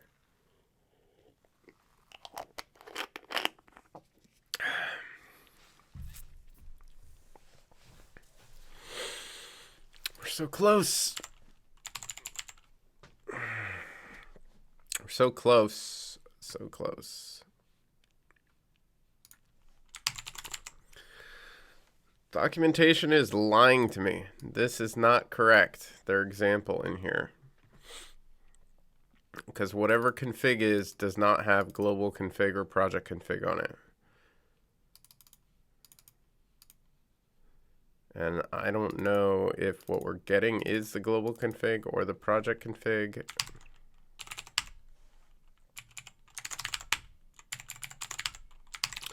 All right, let's Google search for just custom environment not getting global config or project config.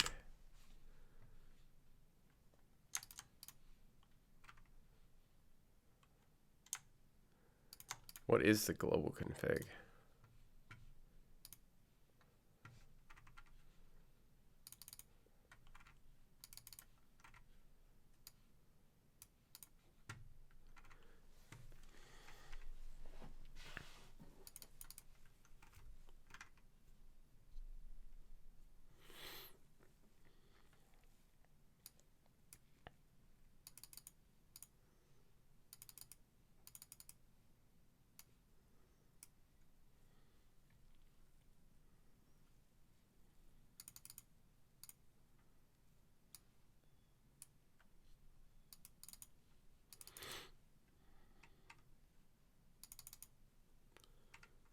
What?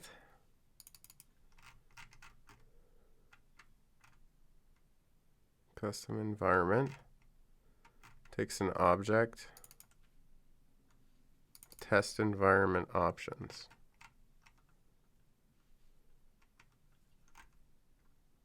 Config project.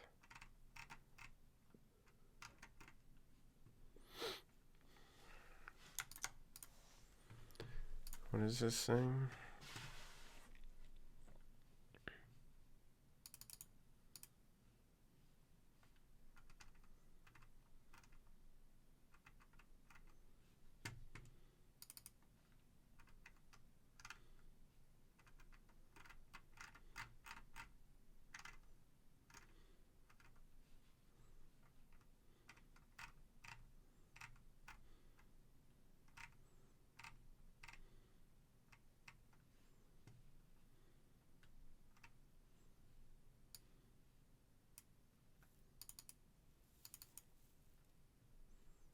Test environments are now exported with the name test environment instead of simply exporting the class directly.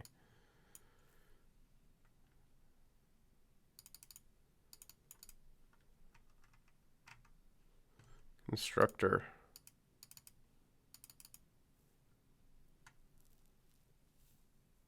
We're using an old version of Jest. Package JSON Jest 2747 npm JS Jest 29.7. Holy cow. Hold the phone.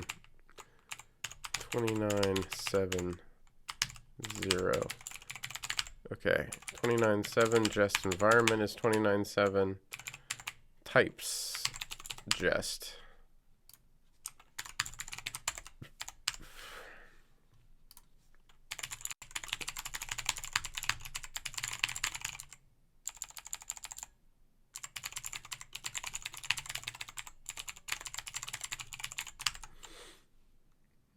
$29.5.12. Dude, we're so out of date. 29.5.12. Types node. Fix all this crap while we're here. Types node 2011-17.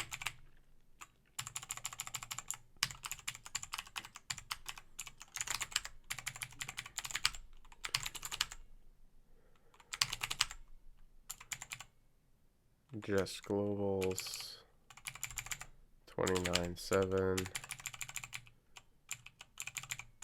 Okay, 29.7, 29.7, 29.7, 29.5.12. Okay. npm I.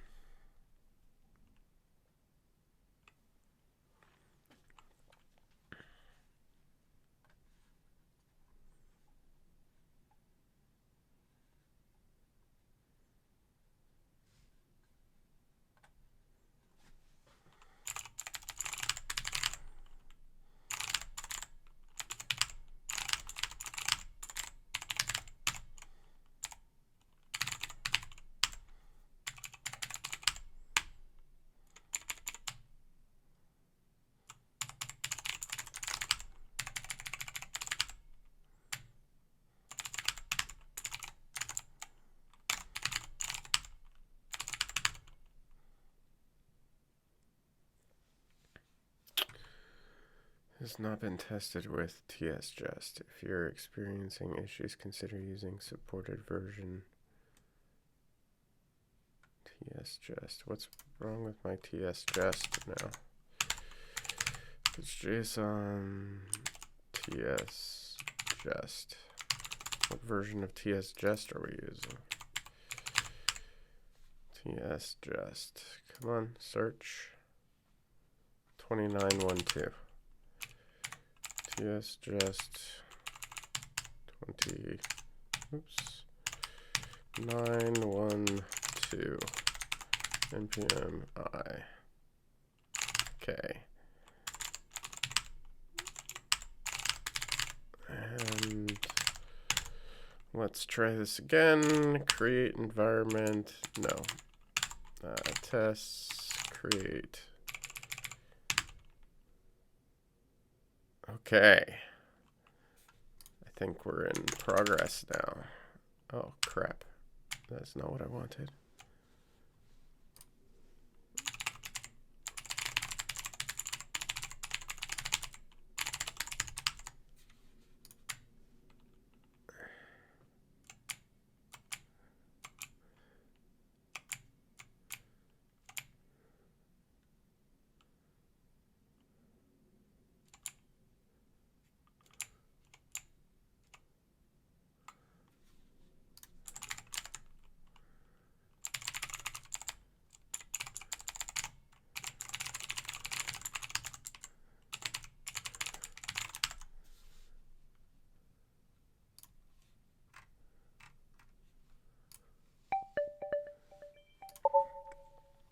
Yep. All right. You ready for this? It's going to happen right now. Go for it, man. Right here. I'll show you the magic. Okay. Jest has a... It's like you just got to dig into things. Spend a little bit of time and dig into them and find how they're designed and what's supposed to be happening. Okay. So Jest has this test environment option. Mm-hmm. They have this default, which is like, it's a little misleading because by default they have this just Node or JS DOM. So JS DOM is supposed to be like a browser-like testing environment, and Node is just the default Node one. Okay. Mm. However, if you read their description here, it says you can create your own module that will be used for setting up the test environment. The module must export a class with setup, teardown, and get VM context methods. You can also pass variables from this module to your test suites by assigning them to this.global. Yeah. This will make them available in your test suites as global variables. The construct is past this global config thing, which I've just been screwing around with, trying to figure out what's going on, but it was just a version mismatch. And then they give you this little example down here where you can define a custom environment, and you just define a class, and then you can do whatever the hell setup and teardown you want, and you can set the globals in here. And then nice. And then you can do global this dot some global that you supposedly in your test suite. And that's where you would have your PG connection. Yeah. So I wonder why the examples were showing then for using setup TS for like setting up your their example showed MongoDB. So it seems like a weird thing to set up your MongoDB and something you can't access your DB. Yeah, I think that's a dumb example. I don't know. Like, I have no idea. I don't understand that at all. Okay, but so if we go back, so so what I did was I created a test environment.ts file, and I just like logged out. What you're seeing is all of these configs because I wasn't getting them before, but that was just because of version mismatch thing. So I can get rid of all these console logs, okay? And I could probably actually even get rid of the constructor and just use the super because that's all I really want to do there, right? Yeah. And then here we have this setup, and then right now I'm doing this global dot hoopty equals doopty, and then I have some teardown. So just to make sure, didn't it say you need to specify get VM context too? So that is not in this. They do, and they just are returning super get VM context. But I don't have to do that because I'm extending from node environment, which does provide get VM context. And I'm not... Gotcha. I missed the extension. Yeah, so I'm not interested in doing anything with this. Right. I just want the setup and teardown, basically. Yeah. And I haven't looked into this test environment options, but this is something else that has something to do with it. Like you can specify an environment and then specify some additional options, which I'm not sure how that ties in. I may not even need it, right? So, but now I should be able to, with this, go back to my test in here, and I should be in my test be able to console log global this dot. No? No, I thought it just went to globals. What? There was like a globals. Yeah, but they have an example down here that says global this dot some global object. They declare it though first. Yeah. Well, yeah, they declare it because you're assigning it as a local variable, but global this would need to be set up as an actual scope of variables. Did they? Where is that even being defined? Yeah, they don't show you this again as their documentation. It's just not great. They do this. Stuff. Like this if you is, would import like global this from somewhere, that would make more sense. But just it being doesn't. I hate that kind of crap. yeah, it's just because it's magic. They're just trying to make things. So this dot global dot some global object is where they assign some global object. But then here, they're like declaring in their file that some Yeah, that could be named anything though. Yeah, but then they're doing global dot this some global object. So like, this is where this should be hoopty. But I mean, TypeScript isn't going to recognize global this as a scope, so shouldn't it die? I don't know. Like here, let's see. Let's just try to log global this. Okay, like it lets me console.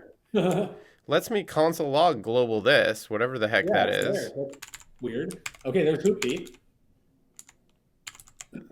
So that exists. So it's in there. So how do I get access to it? You might have to tell is it TypeScript or ESLint or something to shut up. Like if you do .hoopty and ESLint is complaining. Oh yeah. No, it was the actual execution that complained, wasn't it? Let's see. Element implicitly has an any type because type of global this has no index signature. Yes. So basically what I would do is define a local global this. Yeah, I would do that, but maybe not in line. But yeah, it worked. That worked. Wow. Okay. So what was the? I thought did it show an error there? No. No, not. I mean, it's got an unexpected any. Okay, that's just the ESLint error, though. Yeah. So it's there. We're getting it. Yep. Yeah. So instead of scoping it as any, you can use that same comment. Instead of scope. Oh no, sorry. Leaving this as scoped as any, you can use that same comment that I gave you earlier. Well, put that on the line above, and it'll stop complaining about the unexpected any. Oh yes, the like disable that thing. Yeah. Yeah. I just have to cast this to any, which is it's obnoxious. Unless you want to unless you want to like formalize a type for it. How would I do that? Dump it and then find the elements the properties you care about and define them in an object. In an interface or? Yeah, sure. Interface or a type, or like a TypeScript type or whatever. So like if you know that hoopty is going to be there, you can just have an object with a property of hoopty. Yeah. So like let's say we have my global this or something. Yeah, you could even have global this with a capital G because it's using the lowercase g like an actual variable name. Yeah, but like how would it okay, so like let's say that's a string. So now you can declare global this as my global this, and then it will know that hoopty actually exists. You're saying when I cast it here. I still have to cast it though. You still have to cast it, yeah, because global this isn't being defined unless you can go in and find a definitely typed package Uh-huh. that has global this as an actual formalized type, Gotcha. which Okay. they might actually have because Jest does have a Maybe definitely missing typed package, because if I'm not neither mistaken. type. So if you're not using it, maybe go find it. Say that again? So like the in package JSON you have the at types / stuff. Yeah. Those are community created types for things that don't have types, and I think Jest has one. Yeah, I'm using So it. huh? I have it imported. Yeah. Okay. At So types Jest. okay. So what I'm wondering then is if the at types Jest, like if you looked at that package, if there is a formalized type for global this. I don't know. If I go, I would have to do import. Jest from or import. Yeah. Well, that's where you would have to know like what it's called. That's what I'm saying. It would be import. Here, star as Jest types from at types Jest. Yep. And then I can just do, nope, that jump to definition doesn't work there for some reason. Right, because you'd have to know because usually these definitely typed packages have like exported types. So you're going to be looking for a specific type to import from there. Global, no other references Nothing, huh? to global. This. No.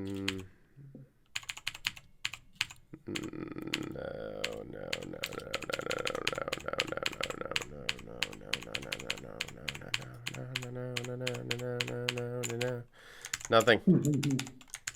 No, I just found the same file you did, and I don't think it's in there. Okay. Okay, it was worth a shot. Yeah. Because we can wrap this in some. I'm sure we can hide. I can hide this casting stuff away in some helper or something that'll make make it nicer. But if you wanted to, like, if you know what your types are going to be in there, and if because you're adding things to it, you could formalize your own type that has just the properties you care about in it. Gotcha. Okay, so let's do this. Let's go back to my environment.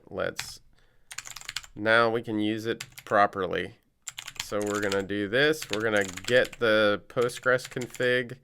We need to import some shenanigans here real quick. So we need to import this guy and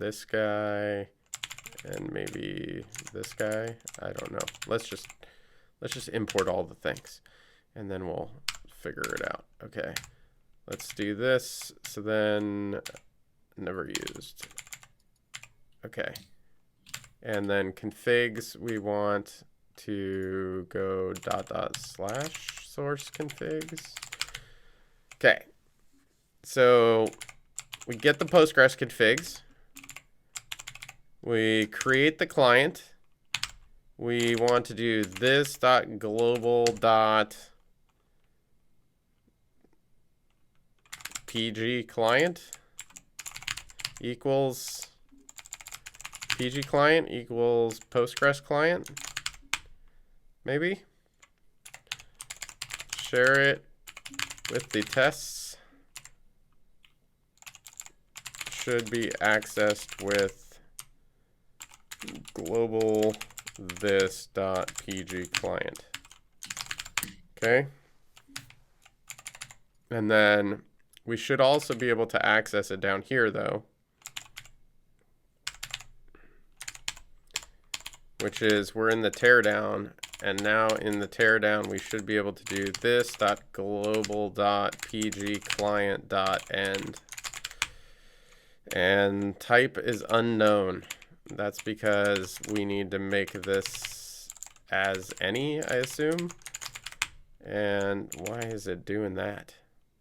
Why doesn't it let me cast like this? It tries. Your formatter must be doing that because I can. It's just ESLint that's doing the formatting, I think.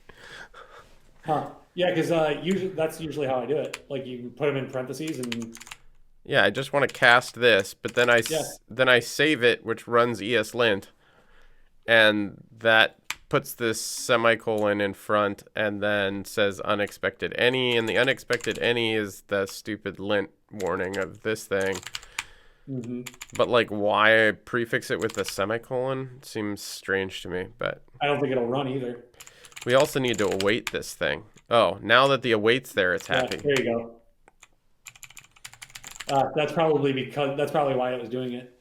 That's interesting. Okay, so we should be good with setup, teardown, and cleanup. Okay, and then we go back to our test, and now the glory of all of this should be that we should be able to do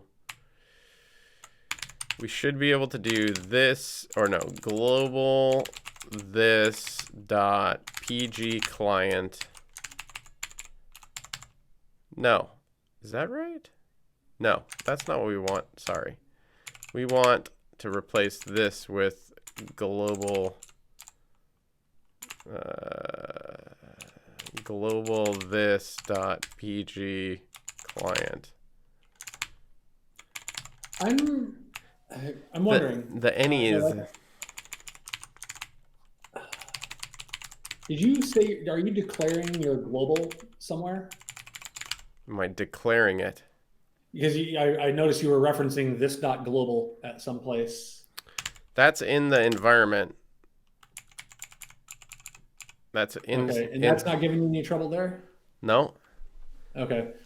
I was looking into this implicit anything, and it was saying that instead of const or let declarations, you should be using var. But I don't think that's the problem we're having here. Yeah, I don't think that's it for here. Let's get rid of some of this noise. Let's clean that up. Okay, that's cleaned up, and this, we're not doing anything here because we don't need to do that. Okay, so now we're back over here, and then unexpected any, we just need this stupid thing again, which is obnoxious. Okay, and then we don't need this here because it'll get torn down when it gets torn down, in theory. So in our tests, we just do our setup, whatever our setup is. We run whatever we want to run that's going to talk to the database. And now we shouldn't get that stupid dangling, we shouldn't get the stupid dangling file descriptors error anymore. Type error, cannot read property of undefined reading end. Oh, so it's not defining your Postgres connection. Why? What are we missing? What did we screw up here? Global. Oh, global. Why is this not working?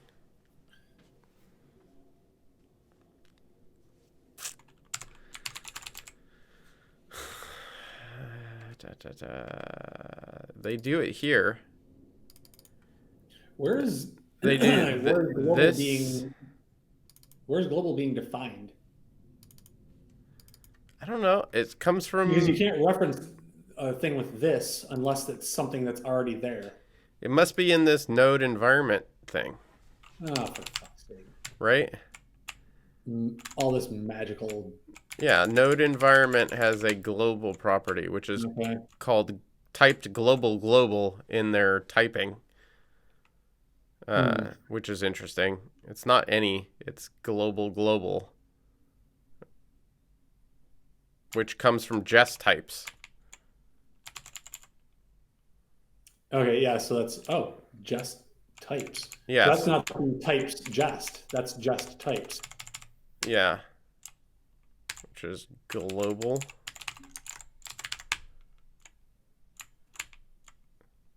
I guess. Why is it unknown if it's known? Isn't it global? Is it global.global? That's what I thought you showed me. Node environment has a global property, which is of type global.global.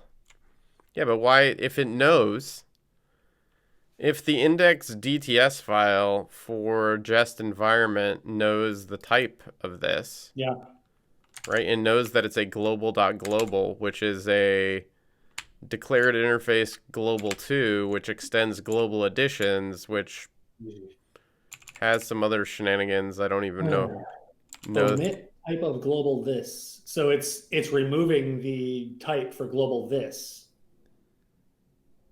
Key of global additions, and then it's got extra property key unknown. Interesting. Yeah. But anyways, this is not work. So like PG client. Why is this not working? What are we missing here? Why is PG client's not a... That's the same string. Let's do this again with like hoopty or whatever again. This dot global dot hoopty equals doopty. And then let's just console log this dot global dot hoopty. Right? And let's comment out that and comment out that. And the test will fail, but yeah. Required envars missing the following environment variables. Why is that happening? Because it's still trying to connect to the database, apparently. Yeah, but I didn't get rid of any of that, right? It gets the environment variable. That's this. That was this exception. It wasn't complaining about that before. Nope. Until I just changed this dot global hoopty. That seems weird. Yep. Leave your hoopty there, but uncomment the lines you commented out before. Well, at least it's consistently failing. Oops. Oh no.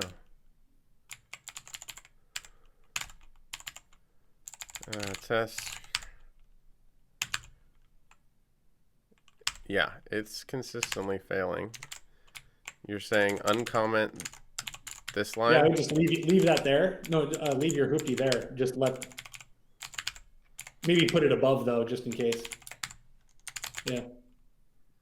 That's so weird to me if that changes the behavior. No? Nope. Okay, well at least it's failing consistently. Did I nuke a file? ls-al. No, we got our env and our env tests.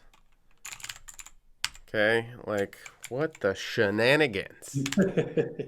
What? It was doing a thing before. TypeScript. Okay, let's comment out all of this. Let's comment out this. Let's do this. Let's do this. Let's go back to our test. Let's comment out the database interaction in our test. Let's comment out this. Let's comment out this. Okay. Oh, thanks for that stupid formatting. Yeah, reformatting everything. Yeah. Okay. And now let's just run this test. There it is. It worked. Doopty. So we have it. So why, if we do this, but now you have to reference it inside your test. Oh no, it wasn't. It was the end that failed, wasn't yeah, it? it was here that we couldn't do it. So this is working. So like this, let's take this off stream. Hold on, let me drag this over to another window real quick, so the streamers can't see the shenanigans. And then let me. Oh, you gotta plug in some like legit like username and password. Yeah, can you see it now? Yeah. Okay. For whatever reason, the window disappeared and then came up on my other monitor. Oh, that's weird. Okay. What the hell just happened here? Oh, that was this. Okay, let's uncomment to that. Okay, so let's just do this, and we're going to console log this here. Okay. So we're going to read the config, because that's what this is supposed to do, right? Get the Postgres configs. we're gonna config either dot write. And then we'll go back here. Now you're getting undefined. I'm so weirded out by this. Like, I don't. It's there. It should either be using that one or that one. It's there, though. Both of them are there. Oh, I know. We're idiots. We're idiots. Importing something wrong? We didn't have our env. Let's just make sure that was it, because I'm pretty sure we just didn't import the .env library. Yeah, Boom. That's it. Okay. Okay. So now, all right, back to the other window. Streamers can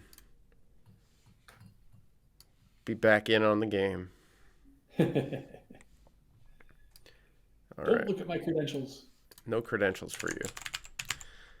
Okay, so cool. Now we can do that. That's good. Now, if we come back, we should be able to do this and get past that. And we should be able to do this and get past that. And we should be able to do this. Except the line. Yeah, there you go. Right? And we should be able to do this. And let's get rid of these highlights because I don't care about them anymore. And hopefully that doesn't fail. And we only need that. Okay. And then we're back here. And Okay. All right. Progress. Let's get rid of this console logging. Well, let's get rid of Hoopty because we don't need that anymore. Nope. Don't need that anymore. Okay. Now we have our file. It looks like it's doing the setup. It looks like it's doing the teardown. And then in our test, Gotta actually test it. let's what did it do in terms of comments? I think it just killed your blank lines. So you just had like empty lines between some of those. I think this is all we need. Stub event user and this. Okay. Hey, how about that? All right. Yes. Yes, sir. You found the sauce. The sauce. Okay. So it does that once. And just to be sure, Duplicate that test. I would make a whole no, we have a file. Yeah, we have another file in tests. I created DB, but then we also have handler spec. So like, let's just take handler spec, which I started on before. Let's just comment all of it out. All the awesome reformatting love. And then that's awful. Why is it doing that? Dude, it's stupid ESLint. I don't know. Mine doesn't do that. I don't know. Okay, so like there's I don't know if the ESLint configuration is not right or what, but on this project, ESLint RC, like this was in here. I don't think I didn't set this up. It was already in here, but right. My editor, I have LSP enabled, and LSP formats the code for me, right? Like LSP provides formatting out of the box, right? So that's okay. But my theory is they're kind of conflicting then. Well, they were fighting. So I turned off the LSP formatter because ESLint was saying you had to have spaces between empty curly bracket, or right. ESLint was saying you can't have spaces between empty curly brackets, and the LSP formatter was saying you have to have a space between empty curly brackets, and they were fighting back and forth. And so I was like, this is stupid. Again, why are there so many tools doing formatting in the JavaScript ecosystem? Like, there's Prettier, there's ESLint, which apparently is formatting things, and there's the LSP, which is also formatter. So it's like, dude, what the hell? Like, You can't tell your Vim setup which one to use. I told my Vim setup to stop doing LSP, but now ESLint, it's using ESLint formatting. So it's like, I need to figure out what, because what it's doing is it's just doing a ESLint fix all. Right, and it's it just lining up all your comments on the same indent, Yeah. And so which mine doesn't do, which is weird. yeah, so that's just the fix all. Like, I'm just literally running ESLint fix all on save. And that's what That might be the difference because I'm not using ESLint as my formatter. I'm using Prettier. well, I'm not using I have Prettier installed, but I'm not using Prettier yet. Right? So it's like, I'm just saying that might be the difference in why it's formatting it like this as opposed to the way mine works, because I'm using Prettier for my formatting. I'm not using a fix all as a formatter. yeah, but what do you do when you run fix all? Like, you run I don't think I do. You never run ESLint fix all. You just use what? No, that happens. That happens. You know what? That does happen on save. Now that I'm thinking about it. Right. So like, is your setup running ESLint fix all and then doing a No, I got rid of that. I think I got rid of the fix all because that was a thing we were doing in a couple of the other projects. Yeah. That happened on save. Yeah. And I think I just have it straight up doing a Prettier on save. Prettier. Yeah. And that's specifically through VS Code. VS Code I told VS Code this is my formatter, and VS Code is handling that for me. So I don't even think I'm dipping into the Node world in order to deal with this. Yeah, I mean, I can do. Let's see, next attach. What is it? LSP, Lua LSP. Is it in here? ESLint. Yeah, we had a whole bunch of like stuff happening. Yeah, right here. So yeah, so it's doing an ESLint fix all. Yeah, right here. When I do a save, I can turn that off. Right. And then we can go back here. Let's undo. Let's quit. Let's right quit. Okay, we'll start fresh in here. We're gonna go to tests, handler spec. Let's just like go comment out all of this shenanigans. Oops. I guess that's already commented out down there. Okay, now it didn't change anything. It gives me all the warnings now, but but it didn't automatically fix anything for me, right? Yep. And you're saying that's the setup that you use? I do, but on save, I told VS Code that Prettier is my formatter, my default formatter, and VS Code does all the save or does all the formatting for me. Well, you mean Prettier does the formatting for you? Yeah. Right, but I told VS Code to do it. I don't have it configured like in my code base. You know what I mean? It's not like like I don't have like a package JSON thing that says on save, run ESLint fix all. Kind of thing. Yeah. So I basically just told VS Code this is my preferred formatter for this type of file, and so on save it does the formatting for me. Yeah. So maybe that's what I need to do is just set up Prettier in my editor as the formatter. And I do, and whenever there's a ESLint, boy, it does seem like I do have it fix things for me though, but I don't see a fix all command anywhere in my code base.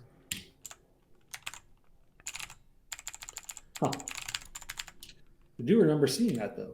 I mean, if you run npm whatever lint fix or whatever, or lint if you have it set up in your package JSON, right? Like that's the thing in here, wherever it is.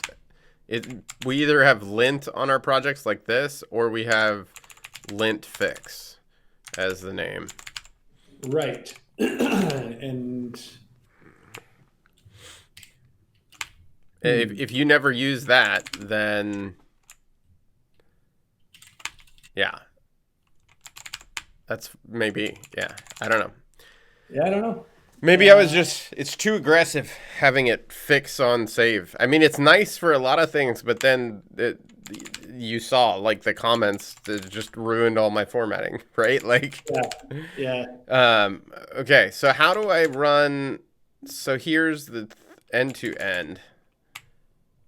So this was never set up. Okay, so npm run tests. Oh, it did run them. It ran them all.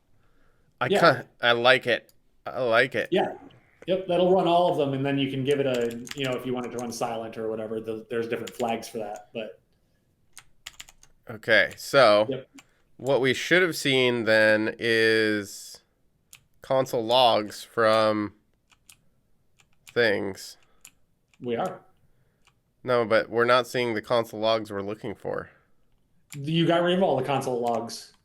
Did I? We were, in the environment? Yep. Oh, crap. Okay, so what I want to see is I want to see a console log in here that says Drew setup. Yep. And I want to see one that says Drew teardown. And I only want to see one of those for each.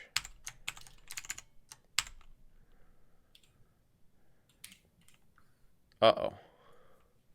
Is it? Oh. Ouch. What's happening now? It's running it before every file. Just setup teardown, handler spec TS. Then these 3 files, setup teardown, setup teardown, setup teardown. Yeah, it's all happening async, so you're just getting weird logging. Oh, these mother. It's doing it per file. That sucks. Mother. It's equivalent then. Well, it's not equivalent because I can inject things into the right.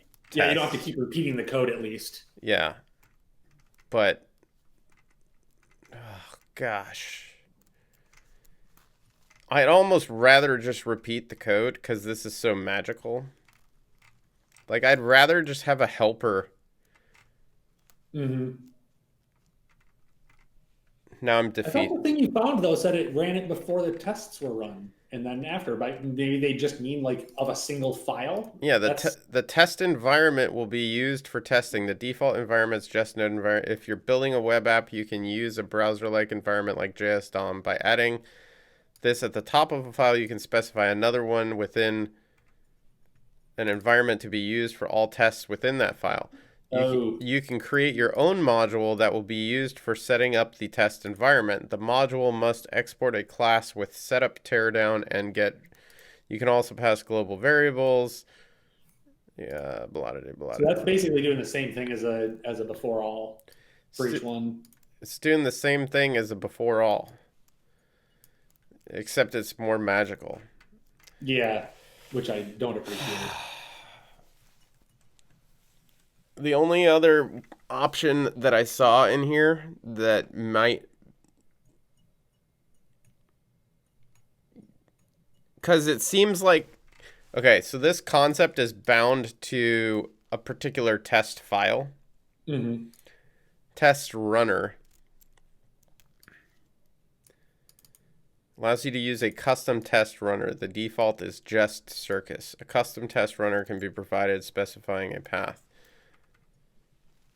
I don't know enough about the test runner to see, because it provides an environment.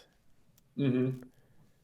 It's like, so I could share, in theory, I might be able to share an environment across test runs. Is this becoming worth it, though? I don't know. It seems like, yeah, it just seems like madness.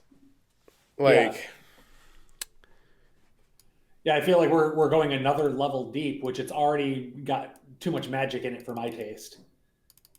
And it feels like we're going to start going into further magical territory by going another rung up the ladder, you know what I mean? Yeah.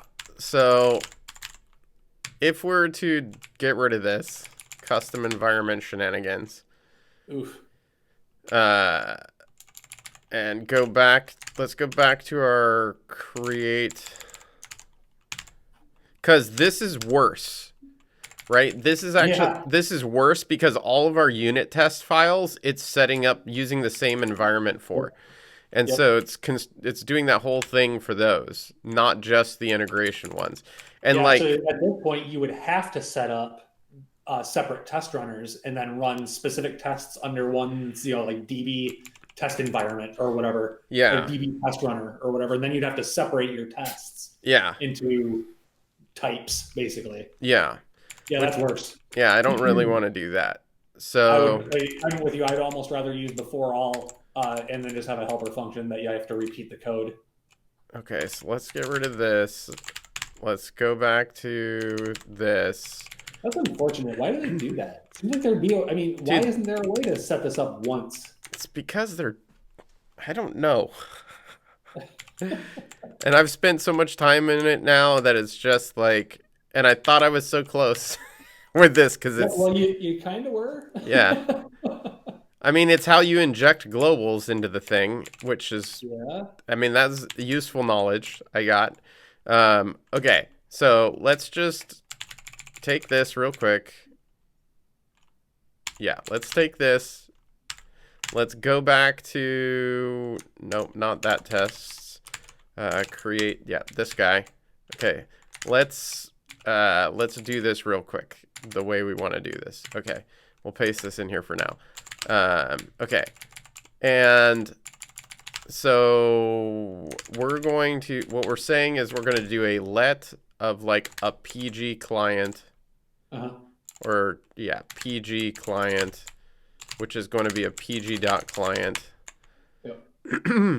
And yeah, I know you can't find it. Just import it from PG.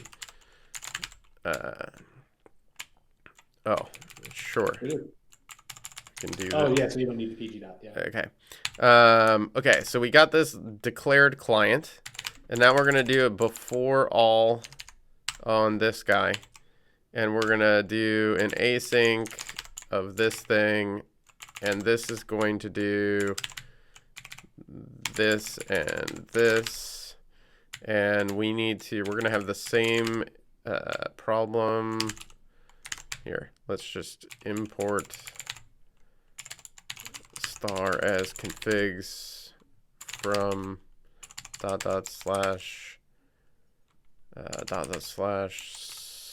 source / configs. Done. Okay. So that's good. PG. Let's just do what I like to do, because I want to do it the way I like. Just a quick warning though, have you imported like that from the source file or source directory before? Have I imported from the source? Only in my tests, I think. Okay, because it's usually tests that complain about that kind of thing, but it might just be the way that I have my TypeScript, my TS config file set up. Yeah, I haven't ran into any issues with doing it yet, so, but maybe I will. We'll find out. Yeah, I mean, if you've left your TS config basically alone, which I didn't, regretting it. Playing around with those like paths and stuff kind of can mess things up. PG client. Okay, so we get this const either, we check it, we get the config, we connect.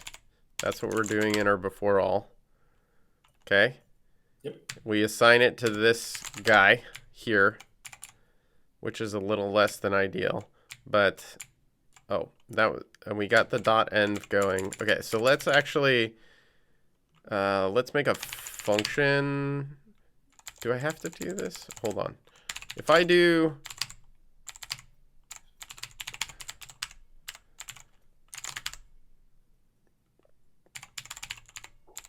yeah, I have to do this for non-bound functions. Yeah, non-class methods, yeah. Yeah, okay. So let's just call this like connect to DB.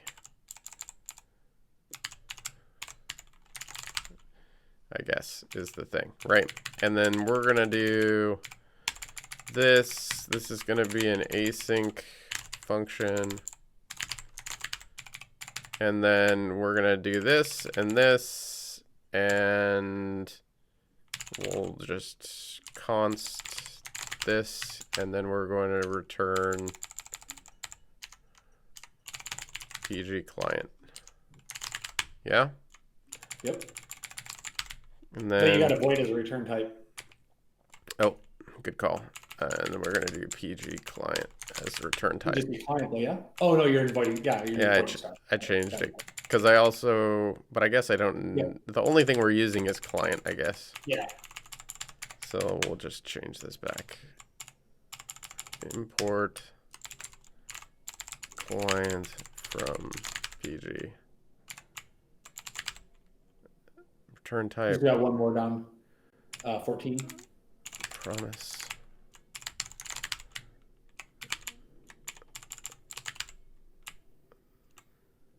Connect DB is declared, but its value is never read. Yep. We're gonna That'll do change. PG client equals await connect to DB. Okay, and then we're gonna have an after all, which is going to be PG client end, but for sake of clean up DB, because it's going to do more. We just haven't gotten there yet. Okay, and this is no. Sure. It kind of knew what I wanted. Yeah.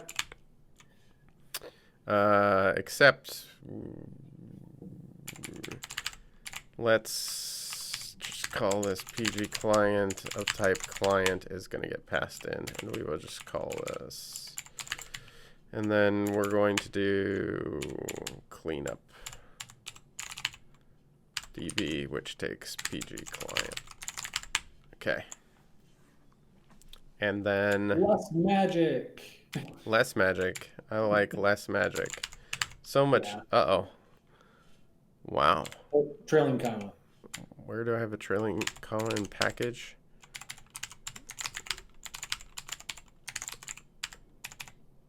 Yeah.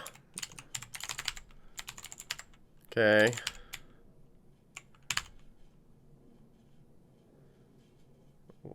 Just did not exit 1 second after a test run. We got dangling things going on.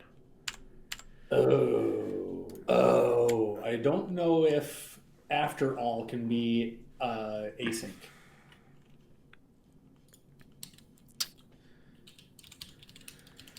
Oh my goodness, the madness of all of this.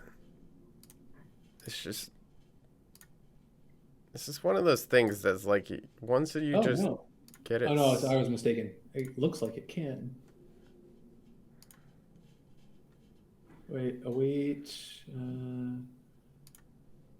these functions from library. Where was this other example? I had another example earlier. So many browsers. Here, what did this guy do? Container instance. Oh, wait, he did an async in his after all. Yeah, that's what I was saying. I was thinking of something else. Angular, you can't do async on some of their built-in like lifecycle hooks.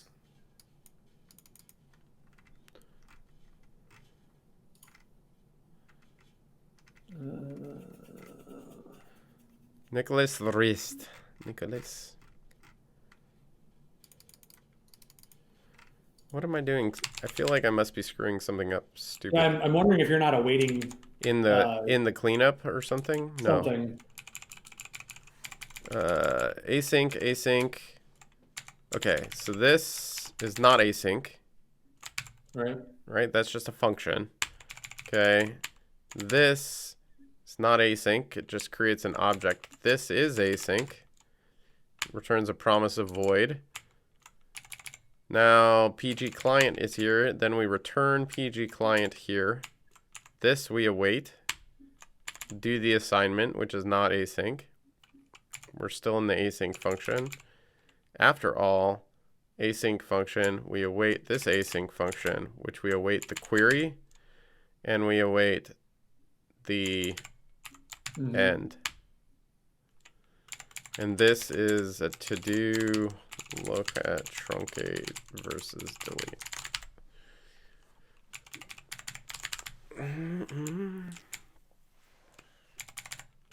Never even thought about that. I think I always use delete from.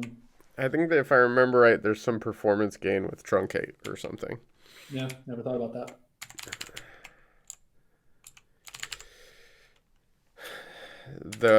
You're actually performing a test, right? Otherwise, I'd be griping about no tests.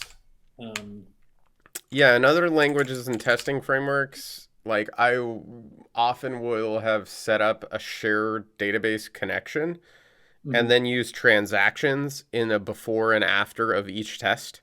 I will open the transaction and then roll back the transaction at the end of each test, because then you're not having to actually nuke the records in the database. Like it's like you're defining a scope basically for every test. Yeah. But that's bound to a connection, because transactions are bound to a connection. So you have to share the same connection across your tests. So that doesn't work well for parallelization. But if you don't care about parallelization for your test suite, because your test suite's fast enough and small enough, it can be a good strategy. But so it's not complaining about the dangling whatevers anymore. Throw failed to create. Yeah. This is, right? Right, but that's probably because of the previous failures. Because of the previous So like it failed on that await delete from event users. Which probably means it didn't complete, and that's what you're getting. That's why you're getting the other error. I think that might just be. You're saying after all doesn't get called. Right. Wait. The whole test suite is failing. No. It did get called. It's just that this failed, which was inside of it. Sorry, that's what I mean. Is like it failed on that query, so it didn't like actually finish the await, I guess. Yeah. I don't know. My theory is that that's a symptom more than the actual problem. Yeah. So I'll just try running this without the delete. See what happens. Oh my gosh, this is killing me. What happened? I left and came back, and the formatting's all messed up. You don't have just a format hotkey or something? I forget what it is. I don't do it manually, but normally. You can. I just don't remember what it is. Because I don't do it normally. I don't manually format things. It just formats things for me normally. But that uses like my configured LSP formatter. Right. Okay. So in here we have our describe. So without the failed to create, user cannot read properties of undefined reading query. Right, but what it didn't do is throw an error and give you that dangling prompt thing. Yeah, so it seems like it is killing the connection in the cleanup. Yes. So are you not creating the table someplace? We're not. Oh, right there. This is not this anymore. This is now this. Yeah, there you go. Boom. Boom. And if we go to Postico and we look at Postico,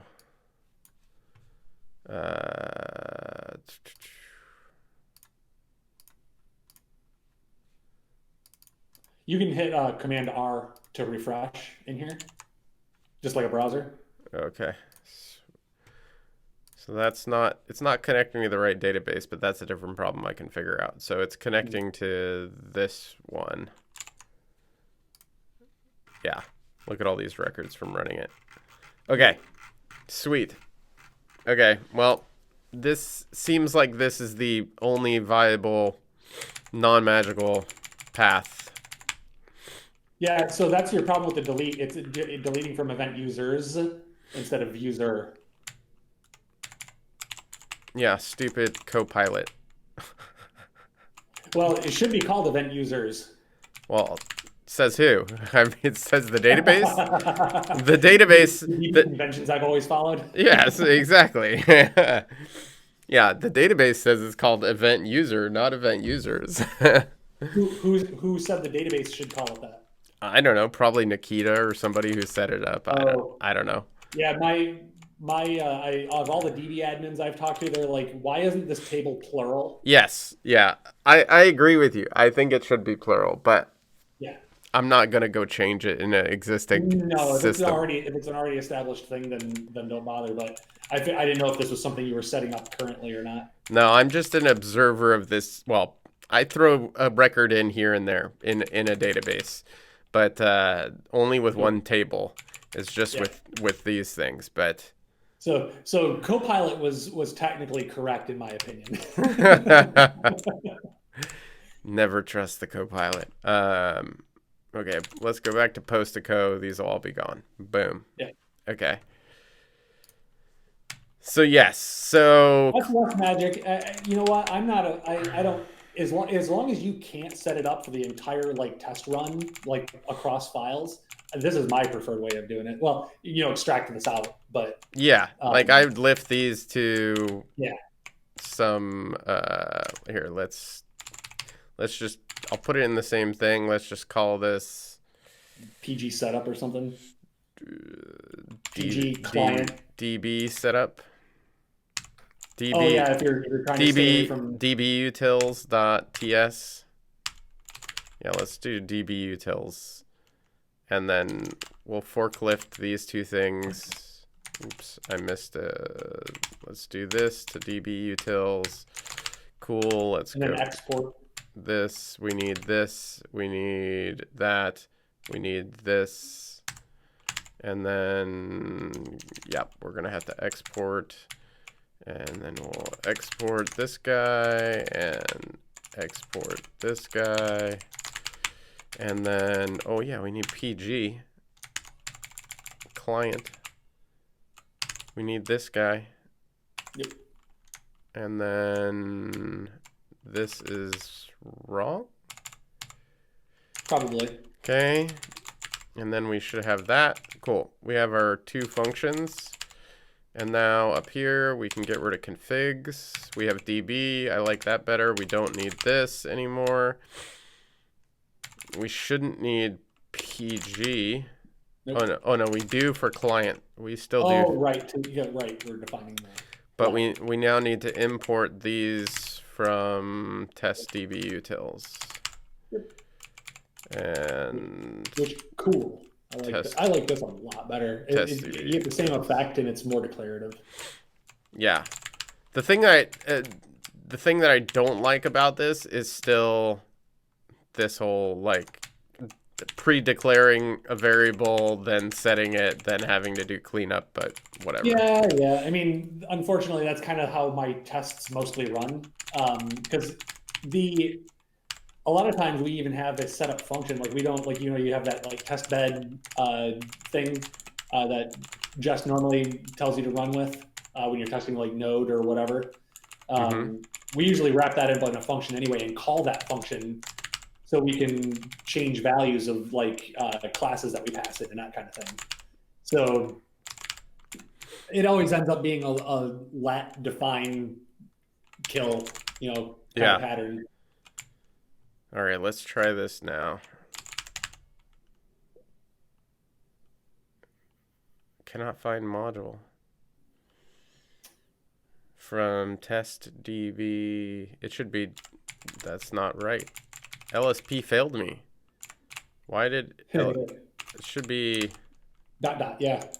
Oh no, I'm in it. I'm in tests. So it should just be .dbutils. Oh, you're in. Okay, gotcha. Because I'm in test DB create event user spec.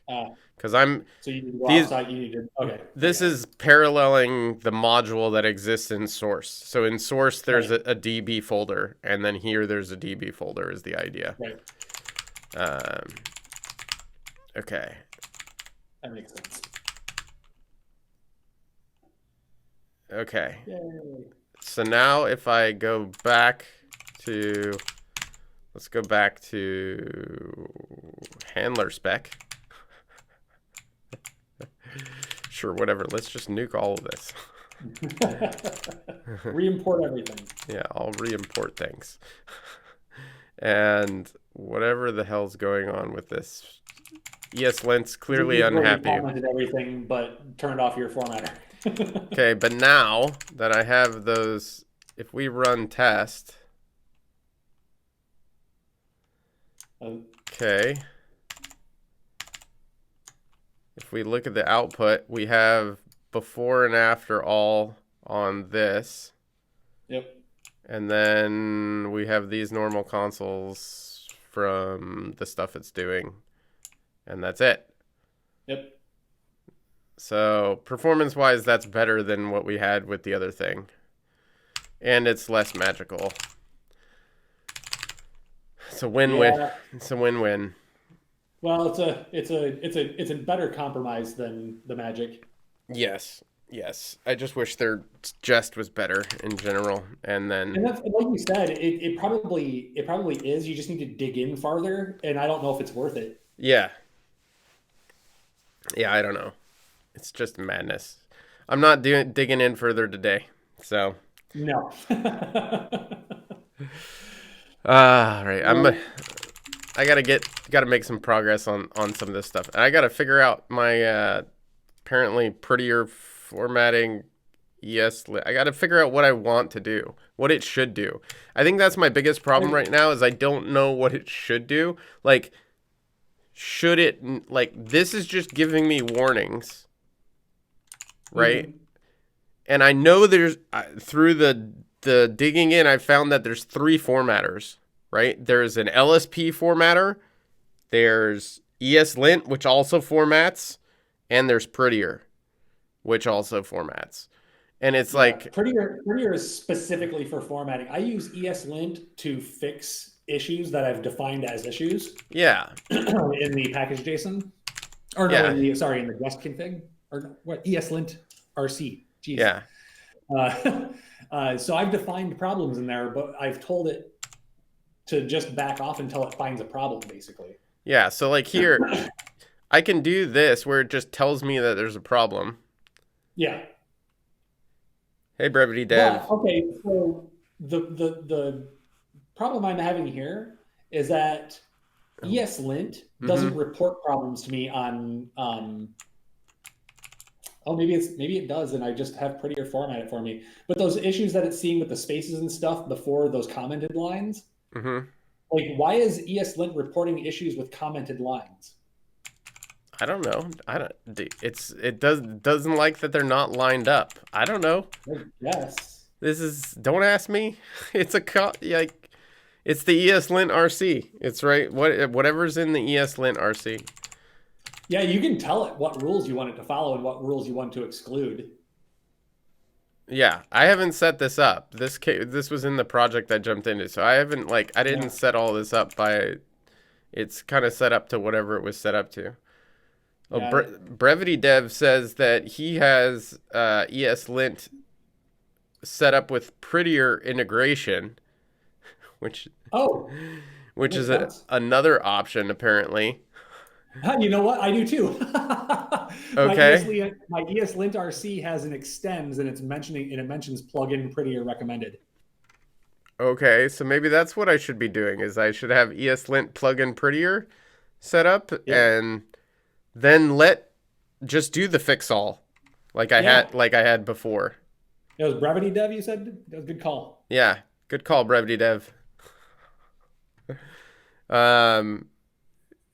Yeah, so I guess I'll do this. That'll be next. Yeah, you can take a look. If you want to reference, you can take a look at the current project I'm in. Okay. I've got that set up on my ESLint. I've got an ESLint RC.js. Yeah. That I've set up. I copied basically all the rules I liked from the other previous projects that I've used. So I think my ESLint RC might be pretty well set up if you want to take a look at it. Okay. This is the only one that I've ever had like sole direction over. So yeah, I don't know what some of the other rules there were in some of the other projects, but other people put those in, and I didn't really care for them. So yeah, Brevity Des says you're using the plugin right now, but the ESLint config Prettier is more modern option. use the one above that eslint-config-prettier. Huh. So Oh, so I the have, prettier recommended one isn't. yeah, the prettier recommended. He's saying that, yeah, Brevity Dev is saying that eslint-config-prettier Yeah, is I'll the take a look. one. So I'll have to Yeah, check I'll that take a one look at out. that one. But yeah, we'll have to check that one out. Yep. You said it was ESLint Dash config dash dash prettier. dash prettier. All right. Linter's I'm using. just gonna throw this into my ESLint config and try it today. Yeah. Those are Cool. useful if some aspect of Prettier's output makes Prettier completely unusable to you. Then you can have, for example, ESLint fix that up to you. The downside is that the tools are much slower than just running Prettier. Okay. Overall, though, if you're fighting your linter, the linter is doing the opposite of its intended. Yeah, totally. Yes. Totally agree, Brevity Dev. Yeah. And I was kind of not fighting it. So, like, in my Vim setup, in my NeoVim setup, what I had was I had it set up so that before saving a file to disk, it would, if it was TypeScript, it was running the ESLint fix all, right? Mm-hmm. And that was formatting things, but it was formatting things weirdly. Like, if I commented blocks of code out, it would like strip out the spaces between the blocks of code that I commented out and slam them all together, right? Mm-hmm. And it would reformat the actual text inside the comments, which seems not good. No, mine doesn't do that. Yeah, and so I'm not sure why that's happening. Is that a side effect of the Prettier recommended plugin? Is that No, that's what I'm currently using. yeah, Mine doesn't do that. but I'm currently using that too, right? So that's But I'm just saying that it's not if it's solely the prettier recommended plugin, yeah. then it would be happening to me too. Yeah, unless maybe it's a versioning thing. I have no idea. Or it's my ESLint RC. Like something I don't see anything in here that's like crazy though. There's nothing in here that would indicate to me that it would control that.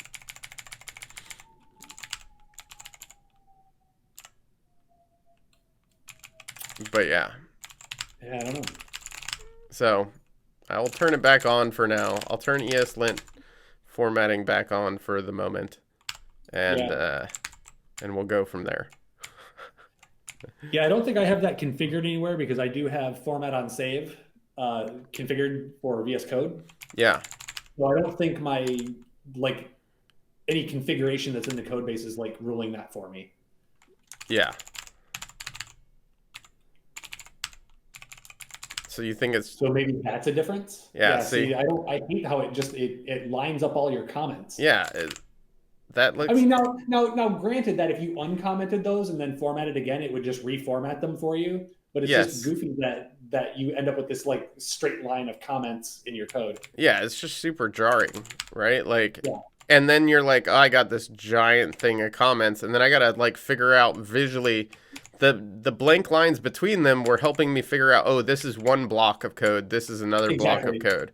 And now I don't have that once it slams it all together, right? And for whatever reason, no matter what, my formatting leaves, even if it shouldn't, leaves blank lines alone. It completely respects blank lines unless you have multiple of them. Then it'll shrink it down to just one. But if there are blank lines there, it leaves them there. Gotcha. That's weird. Yeah, I don't know what's going on. Like I said, maybe just take a look at the ESLint file that I have in current project that I'm working. Yeah. See if that helps. Yeah, let's see. Let's look at this other package that Brevity Dev is talking about. So, is it ESLint config prettier? Yeah. Turns off all rules that are unnecessary or might conflict with prettier. Hey, how about that? That's more modern than the recommended. one. That's what he's saying. That's what Brevity Dev's saying. This lets you use your favorite shareable config without letting its stylistic choices get in the way when using Prettier. Note that this config only turns rules off, so it only makes sense using it together with some other config. Right, like ESLint. So turns off. I'll pull that one down and try it today, see what happens. But so far, I've been like ridiculously happy with the way my environment working right now. Yeah. The only problem I have isn't a formatting issue. It's a TypeScript problem where the first time I import something from Node modules, it doesn't recognize it. I have to manually import things from Node modules, like physically type it out. Like if I bring up the suggestion, say, hey, import this for me, VS Code, it has no idea what I'm talking about. And I'm pretty sure that's a TypeScript issue. Like a TypeScript config issue that I have. Interesting.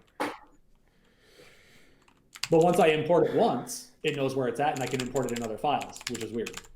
Yeah. That is weird. That seems like almost like a. It seems almost like a like an LSP loading issue. Yeah. Or it has like the same kind of feel to that, at least, right? Where it's like it's like the LSP isn't knowledgeable about it until you load it, until right? I point at it. Yeah, and then you're like, cool, now you know about this thing, but yeah, I don't know. I don't know what it is, but it's not annoying enough for me to go looking at fixing it because I mean I've got all the packages in there that I need already, so I don't really care. But it's just it's a little annoying. Then there's an eslint.config.js. Import eslint config prettier and put the configuration array after config. So this has its own config? Apparently. Oh no, this is if we're using eslint config.js. This is if I'm using eslint rc. Gotcha. I'm guessing. Oh, right. Finally, use CLI helper to find problems with rules using ESLint plugin prettier. Check out ESLint plugin prettier's recommended config. What's the recommended config? I love packages that do this. ESLint plugin prettier runs prettier as ESLint rule and reports differences as individual ESLint issues. If you desired formatting does not... This sounds crazy. This is architecturally insane. Pro move, right? Everything... Brevity Dev, Pro move, right? Everything minified on one line, lean dev environment, no linters, no compilers, transmitters. Leave it to Brevity Dev. Leave it to Brevity Dev. I love it. Oh, man. But architecturally, this is fundamentally horrible. Okay? Like, the way Prettier works, this is so back-asswards. Like, doing what this is doing. I might not... I'm having pains. I'm having pains just... You've been working with TypeScript too long, man. God. Take a break. Okay, like, literally...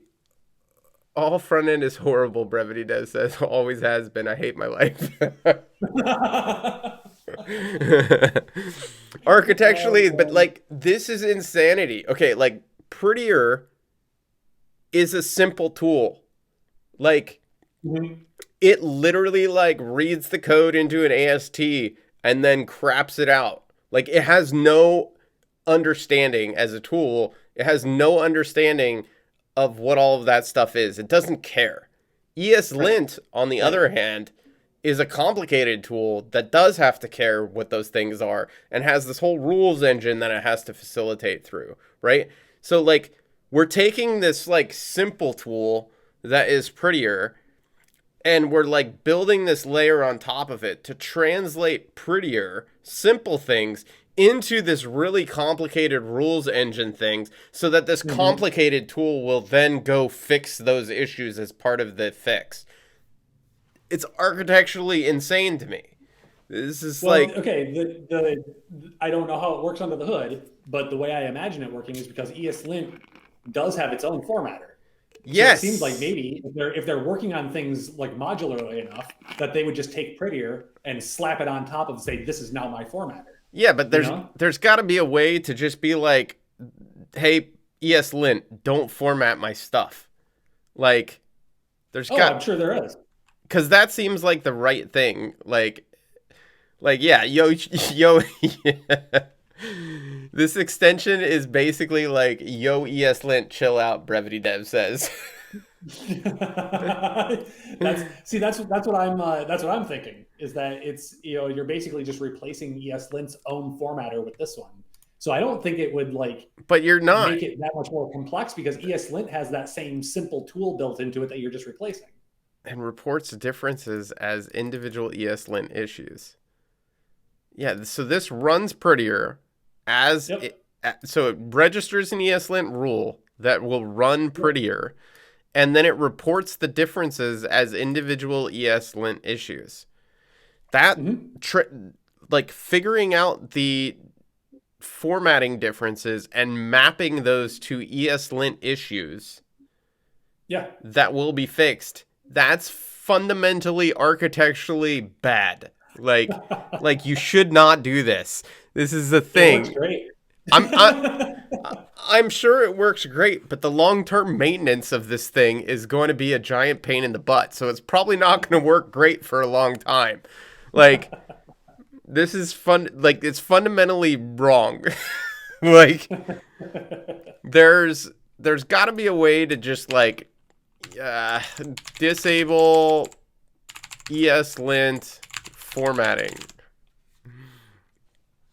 I've just set these rules once, threw them in a repo, and I copy and paste them every time I start a project. That's kind of the way I go to, man. That's what. Like I said, I copied these kind of like out of one of our or a couple of my previous projects, and then Yeah. I trimmed it the way I like it because I knew I looked into some of the rules. I was like, I don't want that. I don't want that. And now I've got this ESLint file that I'm probably going to carry around for the rest of my life. ESLint recommended. Plugin TypeScript ESLint recommended. Prettier. And then overrides. And then rules, module exports, editor, VS Code settings, JSON. Interesting. Yeah. Yeah, I get it. I get like crafting, like building this up and defining these. I get right. Customizing the rules and all of that makes a lot of sense. Mhm. Like that you have to deal with that. But this war, this The war. battle between formatting. Yes, this battle between formatters in the TypeScript and Node ecosystem is flippin' insane. Like, Well, the TypeScript ecosystem is flipping insane. yes, that is true. The TypeScript ecosystem is just nuts. But there's got to be a way to disable formatting in ESLint. Like, turn off, like, rule for whole project TS standard. Like, ESLint, stop ESLint from formatting. Just stop ESLint. What about formatting? TypeScript ESLint formatting. What is this? What is this? What about formatting? Suggested usage prettier. What about Yeah, formatting? yeah, We yeah. recommend against using ESLint for formatting. Oh, These. wait. You're in the wrong place, man. TypeScript ESLint is dead. Oh, what? I'm reading the wrong thing? I think TypeScript ESLint went away just in favor of ESLint. That's probably true. But why, Google, are you bringing it to my attention? Where's the actual ESLint? ESLint.org. Docs.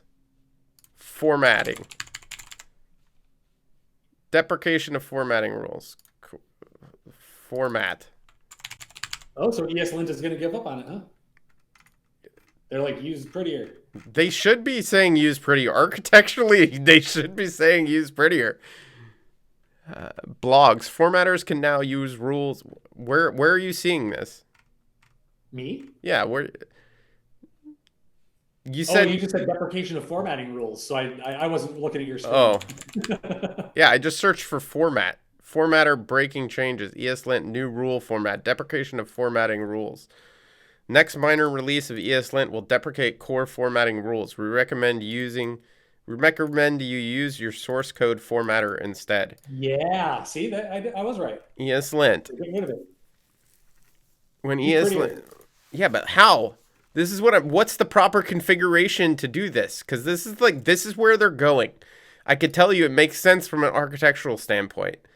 Yeah. Like, it's messed up. The messed up part is that such a small part of everything, but it's messed up. It compounds onto every other issue you have moving forward. Yeah, totally Mm-hmm. does. Mm-hmm. JavaScript's explosion and maintenance of the bird. Dude, there's too much reading here. Just tell me how to. I know this is right. Oh, they're just deprecating rules. Just individual rules. The following list contains all the rules that will be deprecated. Because these are just formatting rules. That's Oh, okay. why. So yeah, that's fine. Yeah, because these are array bracket new line, Yeah. right? Like, Yeah, great. Yep. so what should you do instead? Prettier. We recommend source code formatter for ESLint formatting code, blah, blah, blah. Ooh, dprint. I've been thinking about switching to dprint. Yeah.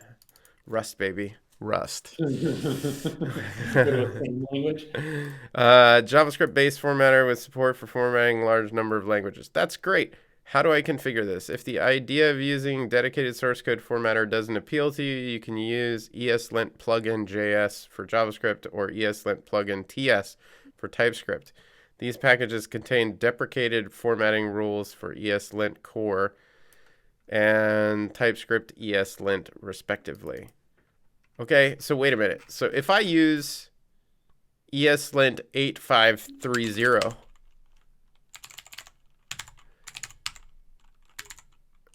ESLint, I'm using greater than that. I'm on Yep. 8.8. I'm on 8.8 npm JS. What's the latest? Give me the latest and greatest. 856. We're going. 856. ESLint config prettier. I don't want to config prettier. I don't want to config plugin prettier. I don't think ESLint and prettier should know about each other architecturally, fundamentally. Well, okay. The argument for that is I do appreciate the prettier issues coming up as lint rules, or sorry, the issues coming up as ESLint problems in my problems pane, because then I'm aware of them and then I can I don't want that. format them away. I don't want that. I want my formatting to not show up as errors, and I just want it when I save to fix it.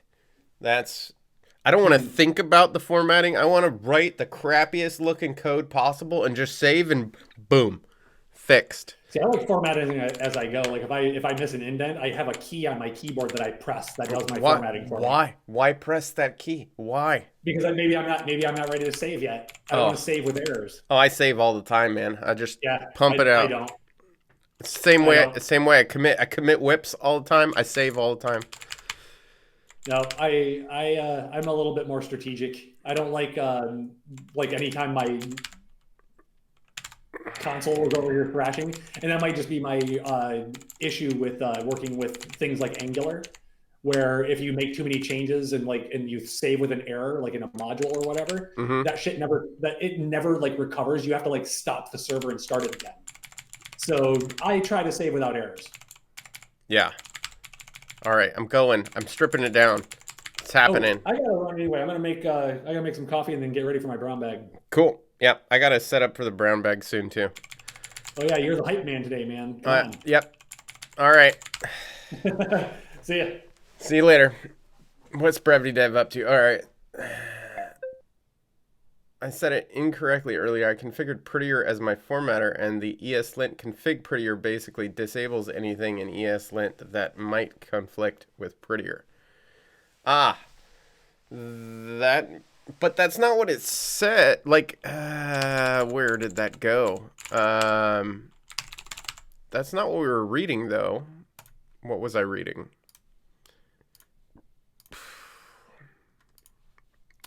This I'm keeping around.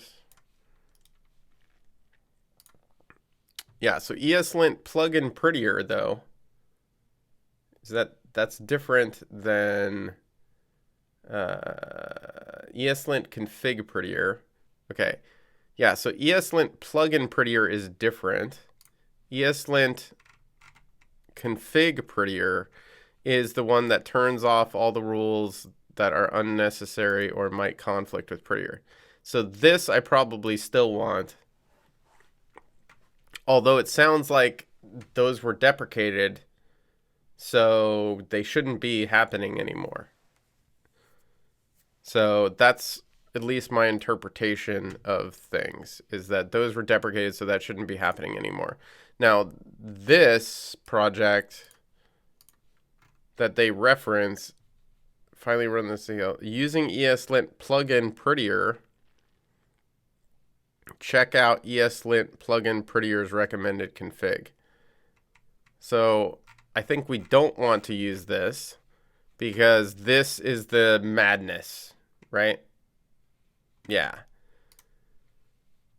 So instead we're saying, sweet, we'll do that. And we're gonna switch to, so we upgrade to the latest ESLint. We're gonna use ESLint config prettier if necessary, if we run into issues. And then before that though, and then we're going to set up prettier to run in my editor in NeoVim instead of having it run ES. I don't know what I'm going to have it do now, actually, because I could have it do both. Deprecating formatting is news to me, and I 100% cool. Yeah, I agree. Yeah. If the quicker this community can get into like reasonable architectural alignment, I think the better off things will be. All of this looks fine. That should be fine. That should be fine. Okay, then we have our ESLint. We have TypeScript ESLint. What do we got with that? Let's look at that real quick. npm JS TypeScript ESLint. What? No. TypeScript ESLint plugin.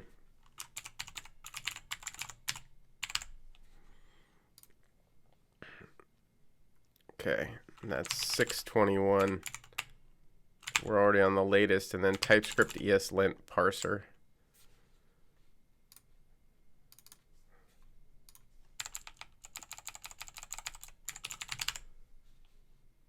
And TypeScript ESLint parser 621 also, 4 days ago. Okay. 621. Okay, all that seems good. Let's get rid of highlights. Back in business there. Okay. And then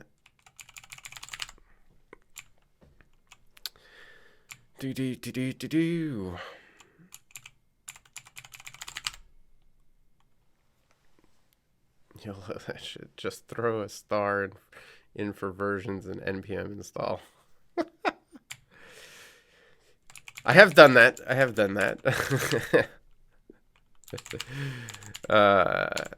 It's a little.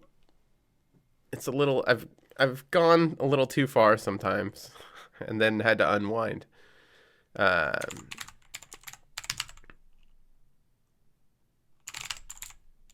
Okay. So now, hopefully, if we go back to, let's just go check the space thing again, which was in tests, handler spec. So like, let's just,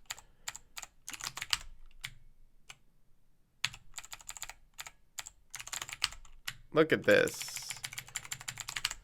Hey, it's not doing crazy stuff. Let's do this. Hey, it's still not doing crazy stuff. All I did was remove stuff, and it's better. All I did was remove stuff. Okay, let's, now, like, what would I want? Let's do something crazy, like, okay, here we go. But now it's not formatting that, right? As it shouldn't. So, but if I do this, front end world is slowly catching up to the ideas that less is more. Yeah, I think that's true for part of the front end world, but not other parts. But we will see. Package JSON, prettier, npm, JS, prettier. Why don't they start you focused in there? Prettier 325. Okay. 3, 2, 5. npm install. Okay. Okay, now up here we have format, prettier, right. Tests.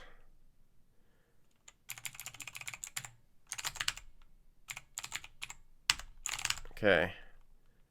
npm run format.